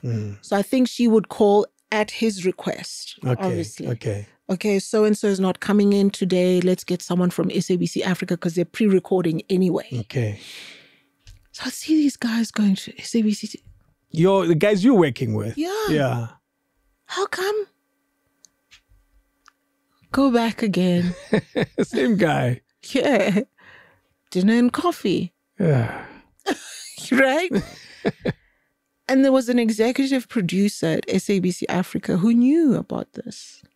Now, at some point, Alistair Sparks stepped down. I don't remember what happened. So now it's under these guys. Do you know, here's the beauty of this conversation. In the book, the names are all mentioned. Yeah. We're going to leave it like this here. Yeah. So you go to the book. Yeah, that book is scary. It has names. It's so close to having pictures next to the names. I know. I promise you. Oh, the names are there. Every single one. Every single one. These are not, holding names, with the names. What's up? Is this guy still alive? Do you know? The dinner and coffee guy. Yeah. He's going to read the book. And let's carry on. He's alive. So I speak to our executive producer. Yeah. I was like, why? We asked. We told through the guy. No, I told him. Okay. Because we got along. Yes. So I thought. Oh. We got along. And when Tumi Makgabo left, was leaving. For CNN. Yeah. Went to her. I was like, I want to take your place. And she thought, yay. Great. So I go to the executive producer and I'm like, I have to go to this guy again. Yeah. Yeah. You went again? Yeah. For what? The third time or fourth time even? So many times this had been happening. And when you walk in... But this last time with the Tumi thing... Yeah. It had been a very long time. Between the last time you've been there and this. Because I was sick and tired of this thing. Yeah. I thought, what is a very long time? A year? No, not that long. Okay. Because I was there probably every other week. Okay. So maybe now a couple of months. Okay. Yeah. Couple of months. Okay, Tumi's leaving. Let me take a chance. Maybe he doesn't want my dinner and coffee anymore. Yeah. Oh boy. Yeah. So I speak to the executive producer, SABC Africa, says, Hi, Yanda. What do you have to lose? Yeah. Go there. This guy says this thing again. Dinner and coffee at your place. Very important we raised this. Yes. You must invite me to your place for dinner and coffee. In the beginning he said, Spanish corn. Yes. Dinner and coffee. The first time he said, I don't have anything when I was still at Kaya. But we're always looking for pretty faces like that. Yes. Weird. Okay, whatever. But then it was like, he didn't say there's something. You'd have to invite me to. So the implication is that, we could give you a job, but let's start with the dinner and coffee. And coffee at your house. Huh.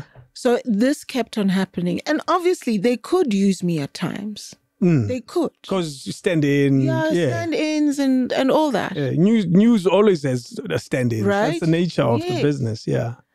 Now, especially with Tumi leaving, here's my gap. Jeez. Here's my gap. And I'd spoken through the advice of someone that speak to one of the other bosses. And I thought, okay, because I'd spoken to the other senior guy, he's not going to do that again. And I go back and this guy, I lost it that day. She was like, Really? no, I did.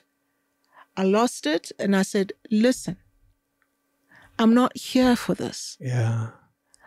I've got a mother who's sick. I've got a child. Yeah. I'm not here to play games. So if this is what happens here, I'm not going to be part of that. Jeez.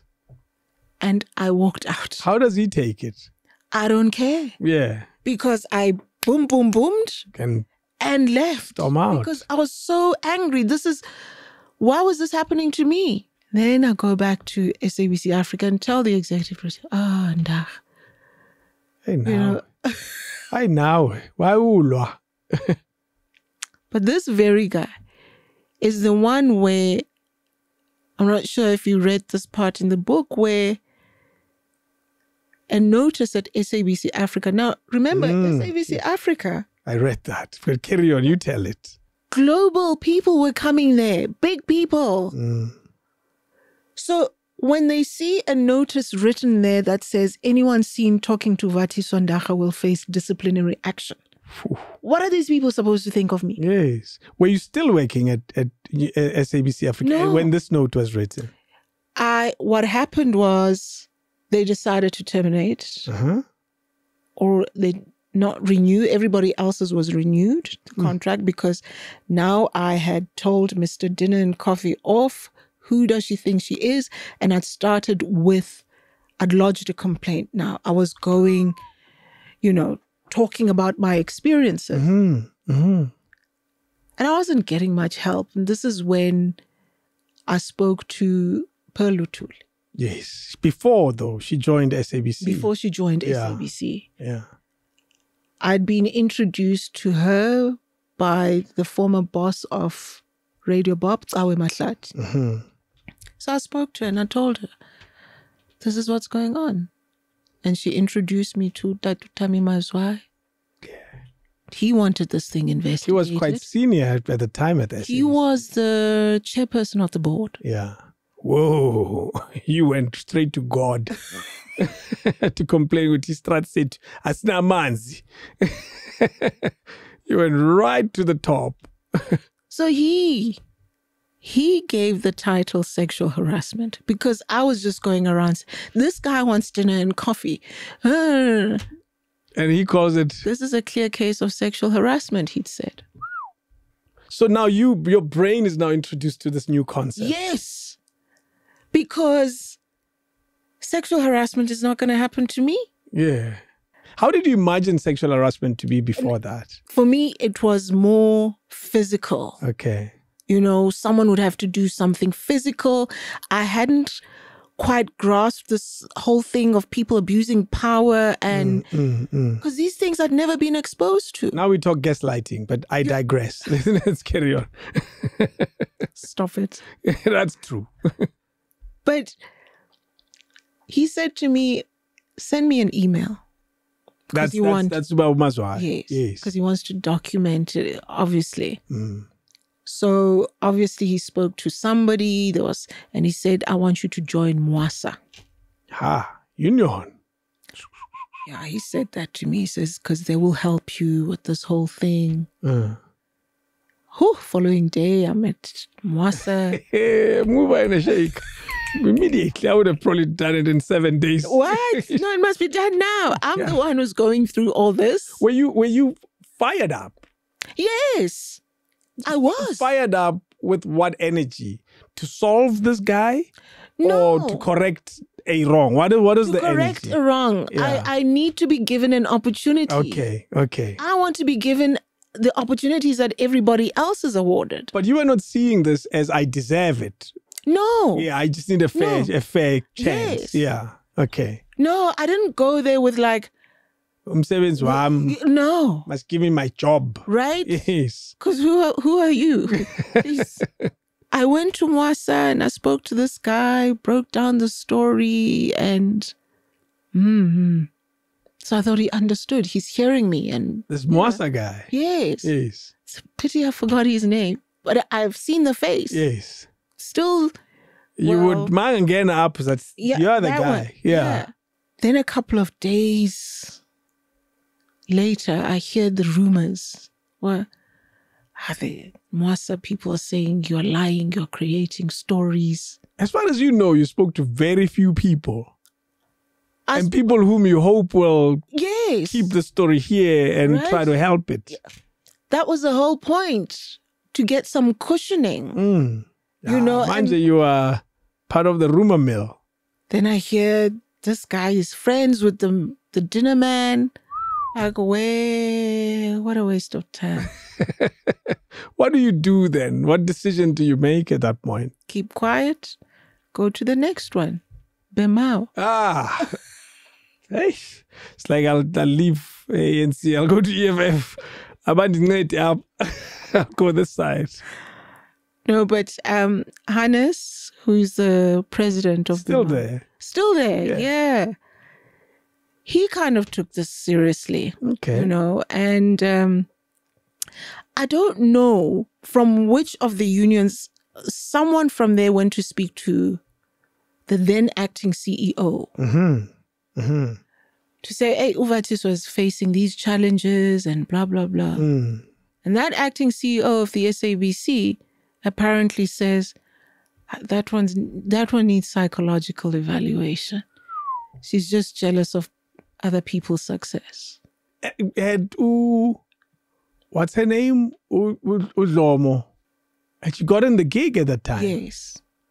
When after Utumi left for CNN, that gap. So while you were trying to get the job, somebody got it. Yes. Yeah. So they went to get Ukanyi. And so I asked, but when did they have the auditions? Why wasn't I told at least? Yeah. No. She was. They wanted this pretty face, not this one. This one's an ugly, pretty face. Yeah, and I got funding it in. Because what else do you say to that? Wow, man. So when this acting CEO, when I heard about this, that they were saying I'm jealous of other, I knew that now was going to be pitted against Ukang. And probably that's what would be sold to her. Yeah. And that really upset me. And you know that we had conversations about this at that time. Really? Yes, we did. But I didn't know the small detail. Yeah. I knew the bigger story. I didn't know like I said earlier, I didn't know the dinner. I just know that you were facing this mighty SABC and you didn't know what to do. We had conversations at the time. Now people will believe you. No, I was there. No, I was there. When you're reading the book, it's like, I know this is too much. No, I was there. I was there, and I remember it very well. I remember your moments in the story, and I was like, I remember this one too. I can confirm half the stuff. Yeah, you can. Because I was working for Metro at the time. Yeah, and you were working for Metro as well. Oh, gosh. Then I thought, okay, if the boss of this place is going to talk like this, who's going to listen to me? Yeah. Let me take it outside. Sure. I'm going to speak. And I've heard of this journalist. I'm going to speak to him. Jesus. Man, that's quite feisty, though. You really wanted to solve them. I think about it, how some people would leave it. You know what and Ukanyi's already gotten the job. Yeah. And it's like bang chailaga. And it's not even about take Kanye off, and it's principle, procedure. You know, you do things properly. Yeah. She's already there. There's nothing that can be done. But moving forward, for heaven's sake, don't treat people like this. You were trying to fix the principle. Yes. Who the hell was I?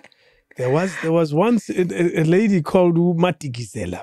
So don't belittle yourself. You are fine. Man. There's a lot of sacrifice that comes with that role, though. Yeah, and you know the thing that comes with that role? You're not even inviting these things. It's like you just can't stand injustice and wrongdoing. It's just wrong. Jeez. I can't. And our parents were like that. So it's not like it's an act. This is who I am. You don't have any other way of seeing this. No. Yeah. And because let's be fair here. Another way of seeing it is that's very common though. That's the way of doing things. Yeah, like, let's just let it be. Let it go. Yeah, I lost out. Hey, because manjin's routine.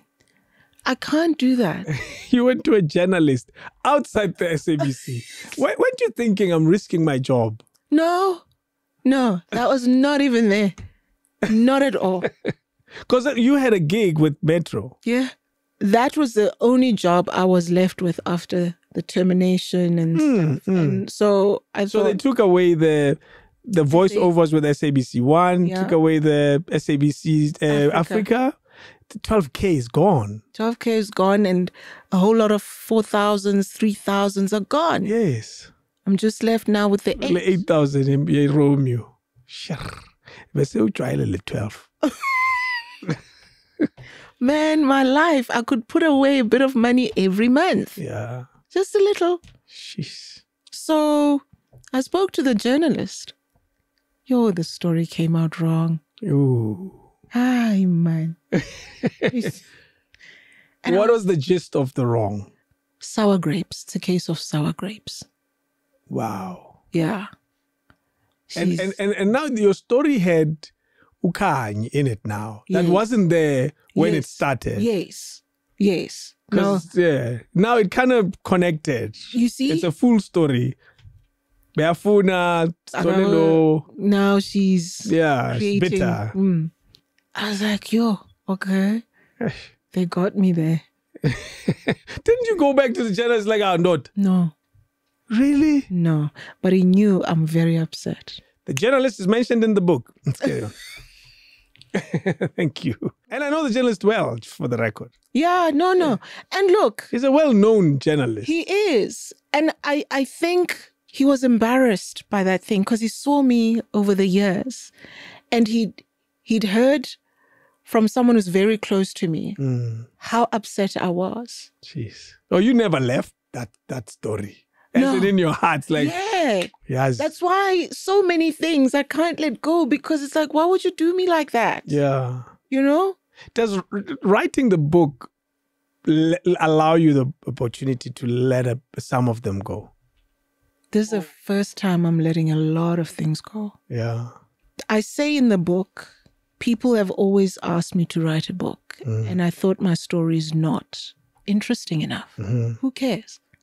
I was just writing a book, but you know what happened last year for me to get to this point. Yeah. And I didn't know how much I needed to write this book. And it's sad that this incident last year made me say, actually, maybe it's time. I'm judged. All these things are being said. Let me say my piece. I don't care if they believe me or not. It's a way of unburdening myself. Yeah. Because I've been carrying a lot of burden for a long time. Yeah. And some of the things I didn't know, I was still so angry. Including the journalist. Yeah. Because he and I have never actually spoken about it. It was like, he feels bad because the person who's close to me, who told him, said he feels bad about it, The power of the pen. He wrote it. He wrote it. It came out and people read it and people concluded, she's jealous. Yeah. And because no one knows her like Kanye. Yeah, it's a big brand. Who are you? You're that newsreader on Metro. No, but I mean, over the years, he's shown great support. He did a great interview with me about my characters. And, he's been sorry. Yeah. He was young at the time, I want to be that journalist. The one who can come up. And I suppose a lot of people go through that. You make silly mistakes, but those mistakes can be, amazing costly to other people. But I've let with the book. Are you letting go? Yeah. You are. I need it. We are paused. Yeah, I think. Let it go. Yeah, let other people carry this now. It's no longer mine. It's too heavy for you, and you're short. You can't be like. Okay. You lose everything. Oh. Everything, pretty much. Yeah. Because from this moment on, irreality of poverty hits proper. This is when France comes into the story. It is a tricky time for you. Now, remember, I go to the SABC in 98. Mm-hmm. SABC Africa and all these other things, 98, when the money's coming in. Mm-hmm. It's 1999. Yeah. By the end of 99, just before the end of 99, I've got nothing. Yeah. I have nothing. I'm hopeless. I feel worthless. You're still at Metro. I'm still at Metro. This money doesn't carry this anymore. Yeah. Can't. Yeah. Because that's when we meet. Yes. Yes. That's when we meet. At that time. At that time. Because remember, there was another lineup change. Yes. Utibo was moving from morning to nighttime and Ice moving to breakfast. That's when I came in. Yes, because you were doing the breakfast show. Yes, Kutlwano came. That's it. Yeah. Nandi passed on. Yes, It is that time. Yes. So we're finding you there. You know, I was supposed to do the news with breakfast, Kutibos. Okay. Yeah. And before we came along, Yeah. Tibos was one Nandi Pastrero. Oh, this guy. Oh, yeah. Well, you know what? Give him a break for a moment. No. They were from why? Yes. It was one of those, I bring my crew with me type of thing. Yeah, because if you want me for breakfast, it's my team. I bring my team, It's my team, dude. That's how it... So I was already billed to be going to breakfast. But he'd already upped the money a bit. Oh, Romeo, which was cool. So he didn't take it back. Yes. So just like, you keep it. So at that time, it used to make like a crazy amount of money on advertising. Whoa. That was a different time. Well, I must say, I don't know how much they make now. Let me not I don't think put it's my like, foot in because it. there are too many options now. Yes. You know, so it's divided. Mm-hmm. So I lost, this is now 99. I've lost car. Repossessed car. Hey. Yo. How do I get to and from work? So one day, I have to call a meter taxi. We didn't have the Ubers then.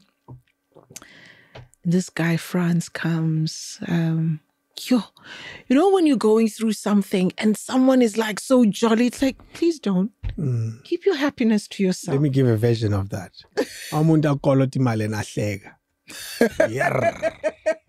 This person owes you money and they're laughing. That laughter is horrible in your soul. So you don't want that. So you are going through exactly the same. Oh my gosh, I didn't see that one coming. The person who owes you money mustn't laugh. They mustn't. At anything. They must look sad, actually, all the time. That's the deal. Until they pay you, then they can start laughing. That's the deal with laughter and money. Oh, I love it. So this guy comes, Franz, starts talking. Yeah. But for some reason, I was like, okay, this is probably what I need. Yeah. But Franz is driving. A disaster. Sometimes I want to say, let me drive. Yeah, meter takes. I'll drive you. I'll drive you. When we get to my place, you come. And he doesn't see anything. If he almost runs somebody over, it's like, oh, okay, I didn't run them over, so we carry on. Sorry. Franz, oh my goodness, when he asks, so where do you work at the SABC? Like, Metro. Oh, so what do you do at Metro? The newsread. He went bonkers. Yeah. Like, don't celebrate that. Come now. It's Metro. It's a big deal. I listen to you, my sister. Yes. Vatiswa Ndara. he's the guy who says you sound white. Yes. Oh, yeah. It was France. He says, France. So what do you say to that? he's the guy saying you sound like a white person. Oh, but France came in the nick of time. Yeah. Because I think there would have been a point where I can't make it to work. Jeez. No money. No money. Be happy, though. The little you were getting from Metro. Remember, there's rent. Yeah. Which was quite a lot. And I'm taxed.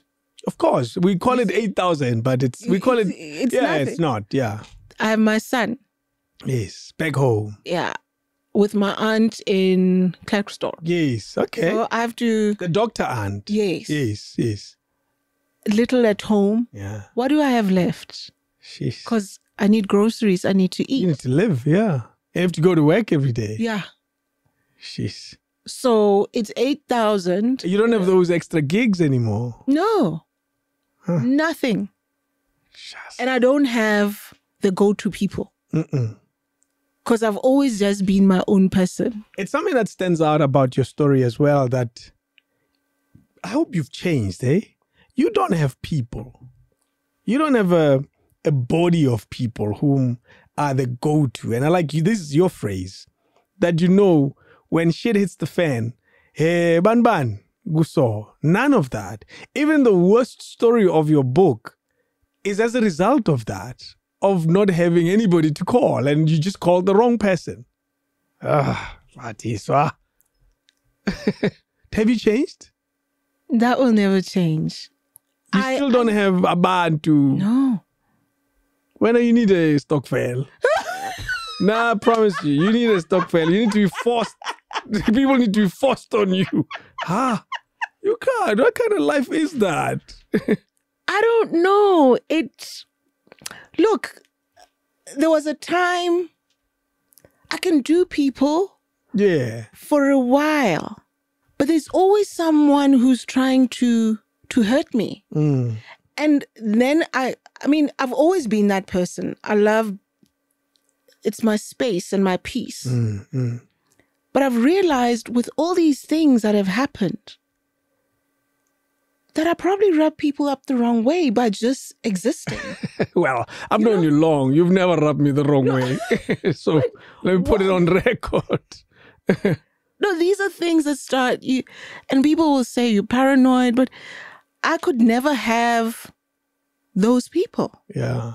Have you trusted people, and you think, oh, so-and-so is cool. Maybe our energies are cool. And after just hanging out with that person, someone calls you and says, then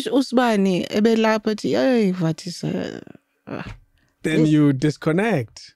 Immediately. Ooh. And so that's why I can't have a large group of people around me. Is there people? If you tripped and fell now, and you said to me, David, na phone elubani. Lukhona lo muntu somfonela ndithi. Vatiswa. France. Where am I going to get France now? So if you fell now, because we have a step, studio. There's one step and people miss it. Oh, God. Who do we call? My brother. Where is he? Is he around? Well, there's one here. But you see why I say my brothers have their families. Yes. You understand? Yeah. And they have their own... Of course. Lives. So, yes. But I'm sure they have friends... If they fail, But to you is them. They are there. There's nothing wrong, frankly, if those people are family. For me, it's even more. They care more than just a friend. But you see, it's unfair, especially, and they've got their own challenges. Of course, right? Yeah. But you hear people at umganwam. Wasana nosbani for many 200,000. Like, people have friends that give them that much. And you don't have a single one. Hey. How do you I must admit, I have friends like that. Who give you... No, not give me. They would solve a problem. And the same, I probably would solve a problem like that for them. to say, hey, go blind, in a week, yeah, let's jump this hurdle together, and we would help each other and move on. And next week, cool. And I would do the same. They would do the same. They're not many, but they're there. Yeah. And most of them are boys we grew up with since we were kids. From Pretoria, from Mamelodi. So we've known each other that long. No, then that's a brotherhood. Exactly. That's a brotherhood. So you don't have any of that. No. We blame Bellingham. No, we have to blame something. I want to move because I'm worried we're going to miss a lot of time for the stories. Let me tell you which way I want to run to quickly. Right. France. Go read about France. Do you know what I think about France when I read it? It's like, I hope they fall in love. I know. Hey, man, come on, bear with me. I watch too much TV. I do, though. Rom-com fan. Yeah. When I read the role of France in your life, because you have an older guy. It doesn't matter. Okay. Love is love. He had family. It doesn't matter. Love is love. Well, in the story, you don't say anything about family. We see France on his own. Oh, but I do say, here's someone who's going to take money from his family and... Hey, could be... brothers and sisters, not wife and kids. Oh, okay. You know what I mean? All right. So you paint, when you read the story, I promise you wish Vatiswa and France get together. If it was a fictitious story, I would have made them fall in love. I promise you. Anyway, I'm not the guest. You're the guest. You leave Metro. You run out of money so badly that I go home. Your life becomes so miserable that you go home. I do. But surely that was not an easy decision. Because this is the dream. You had come to the promised land. I know. But with me, I'm very realistic. Yeah. I see, okay, it's falling apart. And you have no way out. Go home. Okay. You see? Yeah. I quickly see those things and I'm like... And it was largely money. Yeah. It was only money. Yeah. Because if I could stick around, I would have tried other things. So it's not working out. The little money you have, Mbokweli bus, Greyhound and go home. Stay with ma'am. Quit Metro. You're one of the few people who quit Metro in their lives. Carry on. No, and the thing is, when I left, Romeo knew that I wanted 2 weeks off. Yeah. And that was what I was going for initially. Okay. But I made the decision whilst I was in Joburg that I'm not going back. So, go home. He called actually just to check and I said, look, I'm not coming back. But what was inspiring that? Uti, I'm not going. After everything I'd been through? Yeah. The humiliation of no one talks to Vatiswa. Where am I going to stay? Money? Yeah. Go home. I guess. Don't be a nuisance. Let it go.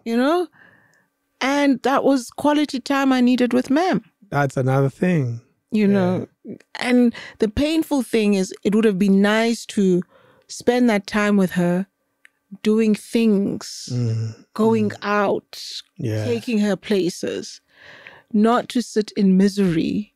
And brokenness. And and her worrying about this child of hers, Are you home long before the decision to come back? I'm there until 2002. That's quite a stretch. Yeah, it's almost 2 years. Hey, what are you doing back home? How are you making a living? How are you living? Look, my aunt had an old age home, and then there was a division, HIV, AIDS, and I thought, let me go help out there. Yeah. Look after the grannies and be a caregiver to, to the HIV AIDS patients. Wow. You completely left broadcasting. Yeah. Sure. And I did that all that time, and that kind of took away my pain to see other people go, because some young girls were thrown there by their families because they have AIDS, HIV, HIV, and then So that took the focus away from my challenges.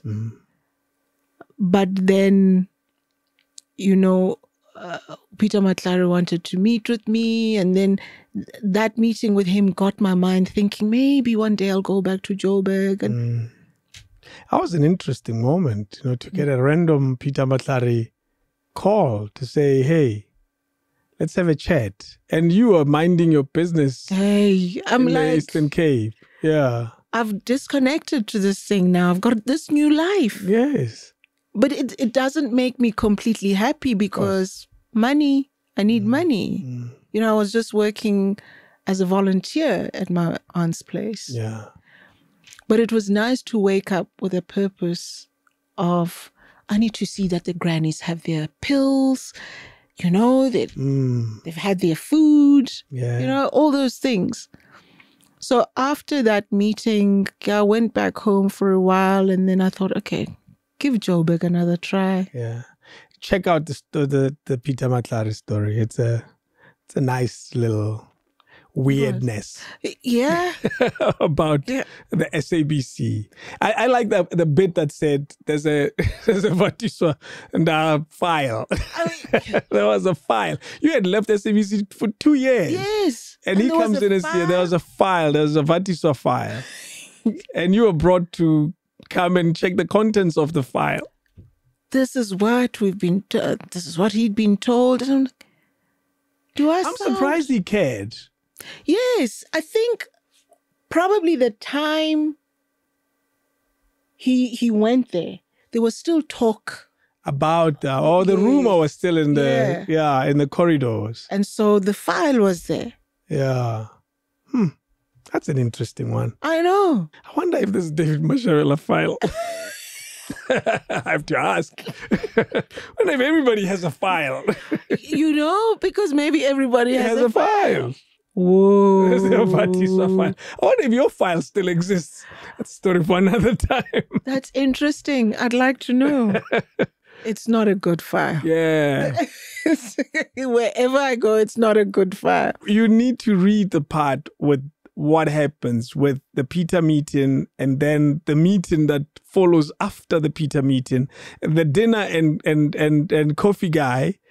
There's another meeting, but he doesn't come alone to this meeting. Yes, this happened when I came to have a meeting with Peter Matlare. Yeah. And I meet this other guy who used to work, Utemba Hlajwayo. Yes, I know that name well. Yes. Yeah. So I meet with him. There are two Temba Hlajwayos actually. Okay. And so this one, he asks me what happened. And I said, even left because, it was just unbearable. And I know those guys, let's see if we can't set up a meeting, speaks to one of them, we go.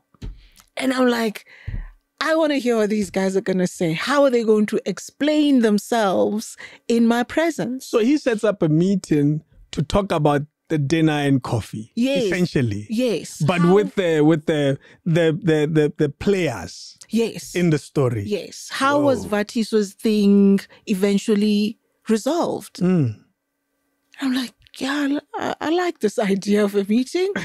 I want to sit with these guys and hear what they're going to say. Yo. And? They come in.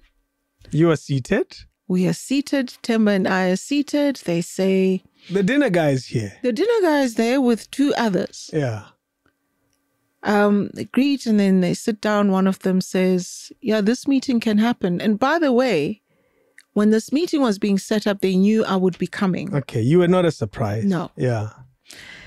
And so one of them says, yeah, the meeting can happen, but she's going to have to sit outside. Then why did I come to this meeting then? It's the power. And Amachi Dagpela. Yes. You're the only lady in this setup. Yeah. Who has the power? Wow. The meeting didn't happen because I refused to go and sit outside whilst people discussed me. Makes sense. Makes total sense. And that's why it had nothing to do with the story, really. No. He was just the facilitator of the meeting. So they didn't grant you the discussion. Out. No, they walked out. Wow. And the meeting didn't happen. And that was the end of the dinner guy. Yeah. Peter? Like, what happened? He called you. Flip, you paid for a flight to come to Joburg. No, he wasn't offering me a job. No, but he called you to go through the file. Yeah. No, he just wanted to say, he wanted to get an understanding because I'm sure even when he read it, it didn't make sense. Yeah. So he wanted my side of the story. Okay. Which I gave. And he said he believed me. And that was a big thing for me. Whether I got a job or not, here's someone saying he believes me. Yeah. You know, others had seen this thing and seen how I'd been treated, and they decided to turn their backs. That's you know? crazy, eh? So I went back home after that. But when I came back trying to find work again, Get 5FM with Anthony Duke. Oh, yeah. Coming back to SABC again. Try again. Oh, man. I get a weekend news reading gig. It wasn't easy, though. No, it wasn't. Let's point that out. No. Nothing. And Anthony was kind of told. Yeah, no. Trouble. I met with him. He said, I don't have anything for you, Vatiswa, during the week, but I've got something for the weekend. I didn't care. Yeah. When he calls on the day that I'm thinking, okay, now he's going to tell me, he was told no. Sure. You don't even know by who? No. It was HR. They had that Vatiswa file. Yeah. So, but when I spoke to him, I said, well, I'd had a meeting with Peter, blah, blah, blah. He seems to understand everything. So I don't know what Anthony did. But a couple of days he called and said, no, look, the contract's been approved now. Come work. So I suspected it was Peter. He probably... That's it. Bayasanya, love. Give her a job. Yeah. So a couple of months there, and then I go to Highveld. Yo, there's another Highveld story. Aye. Vatiswa. Do you think you're a troublemaker? The way I'm most clearly we won. No. When you read that story, let me put it, when you read that story, which part says to you, I'm a troublemaker? No. I'm looking at the different stories and bring them together. Yes. And say, if you were told, Ngo Vatiswa. Yeah. And you had an elevator trip to 29th floor. Yeah. And Bati, what type of person is Vatiswa? Hi, troublemaker. And if we lift your vulu, ya poop. Do you see what I mean? That's why I ask you. And I read the story with 94.7 with Highveld at the time. Yeah. There's nothing wrong with what you did. Yeah. I mean, it just became a dramatic story. It did, didn't it? Rather, when I read, it's like, whoa, this went down so quickly. Look at how that was handled. Yeah. By an HR practitioner to the CEO. Immediately. The CEO got involved. Yeah. Let's try and help this person. Yeah. Okay, let me tell you the part that I, as a friend, I say. You were wrong here. No, you escalated quickly. Which one? You're on a 94.7. And that's, we don't see the world the same. Yeah. You went in to ask for an advance salary. Yes. And she said no. She just used tricky words and language. That's the problem for me. Okay, that's it. You cannot talk to... But you see, that's the thing. Don't be condescending. Don't make me... There's a professional way of saying things. I need an advance. Yeah. Oh, no. You know, at this stage, you still knew we only give it to certain people. Yeah. You don't use that language that was used. And I'm sure people, when they read that, they will say, but na ye loko wrong. Yeah. Wrong. That's why then...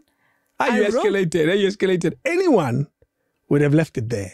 I'm just putting it out there. But you see, it's those things that shouldn't happen. It shouldn't. That someone is coming to you in a vulnerable state. True. You treat that with, you don't have to tiptoe around them, but be sensitive. Yeah. That this person has taken this step. Because then it means that's setting the tone of how they're going to treat you in the long run. So you need to say, look, I get you've got this position, but we are human beings.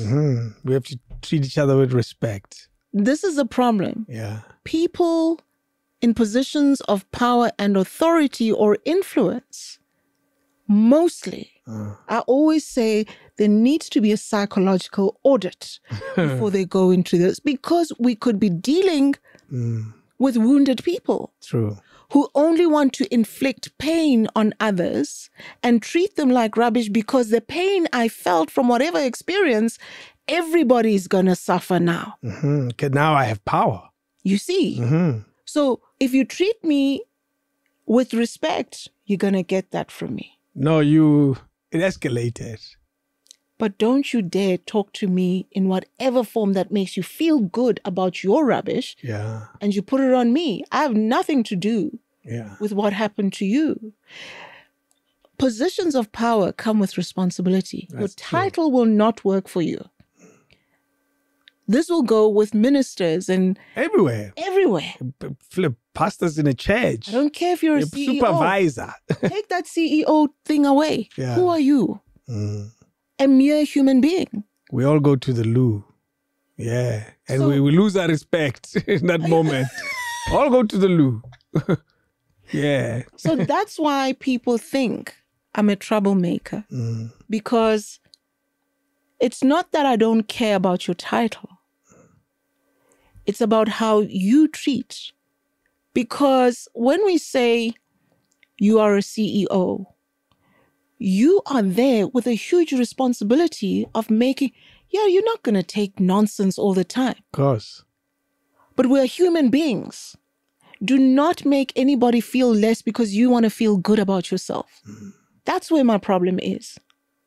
I have a serious problem with it. It comes across, it's a theme in your story. You can't ignore it. It really is. You can't ignore how ungamthinti wrong. She will react. She will react. You can't just leave it. And it's not that I go and No. You actually follow process. You knock and say, but yeah, I didn't like this. Yeah. Don't do that. No. Yeah, you're not a bull in a china shop. No. As they call it. You don't go crazy. Because even with 94.7, it was a gentle knock to someone above to say, hey, man. I didn't like it. Yeah. I didn't like it. And actually, it was a program manager, Ravi, to say, hey, this didn't go down well. And Ravi, I think he thought, and I don't do those, I don't do those well. Yeah. A thing has to be, this is why, even in some of these productions, I call our channel, and because once we play Chinese telephone, it's not going to get... It's a break, call. It will. Yeah. I want to say it to the relevant people. And they run for the hills. Don't you think, and I say this with the greatest respect, and I'm playing devil's advocate, don't you think life generally would have worked out very differently if we had... Because I do write somewhere in my notes that you could have just shut up. But I can't. You see, that's the part that I say... There are moments in our lives, and good or bad, right or wrong, there are moments in our lives like, let that one go. But you see what would have happened? I would have sleepless nights. Okay. I was going to go mad. I'd probably get sick. Yeah. Because this thing is there every day. Yeah. So at least if people can say, confrontational. No. I just want to understand. Make me understand why you behave that way so that I avoid that side of you. Yes. I know it's there. It's there, so you and I should never have. Because there's a lot of moments in your life that could have worked out differently. Right. Not because of you necessarily. Yeah. If the person had just done the right thing. Dinner and coffee could have been, there's no work. Sorry. Let's move on. Yeah. A salary moment with 94.7 is no money. Yeah. And you're new. You're too new here. Hang around another 2 years, and we can have a chat, and we move on. That's the thing. So you're saying they became bossy, and you reacted, and then you were called a difficult one. The shoes could have been very different. The hotel could have been very different. Okay, yeah, I can be your lawyer. King David Studio Podcast.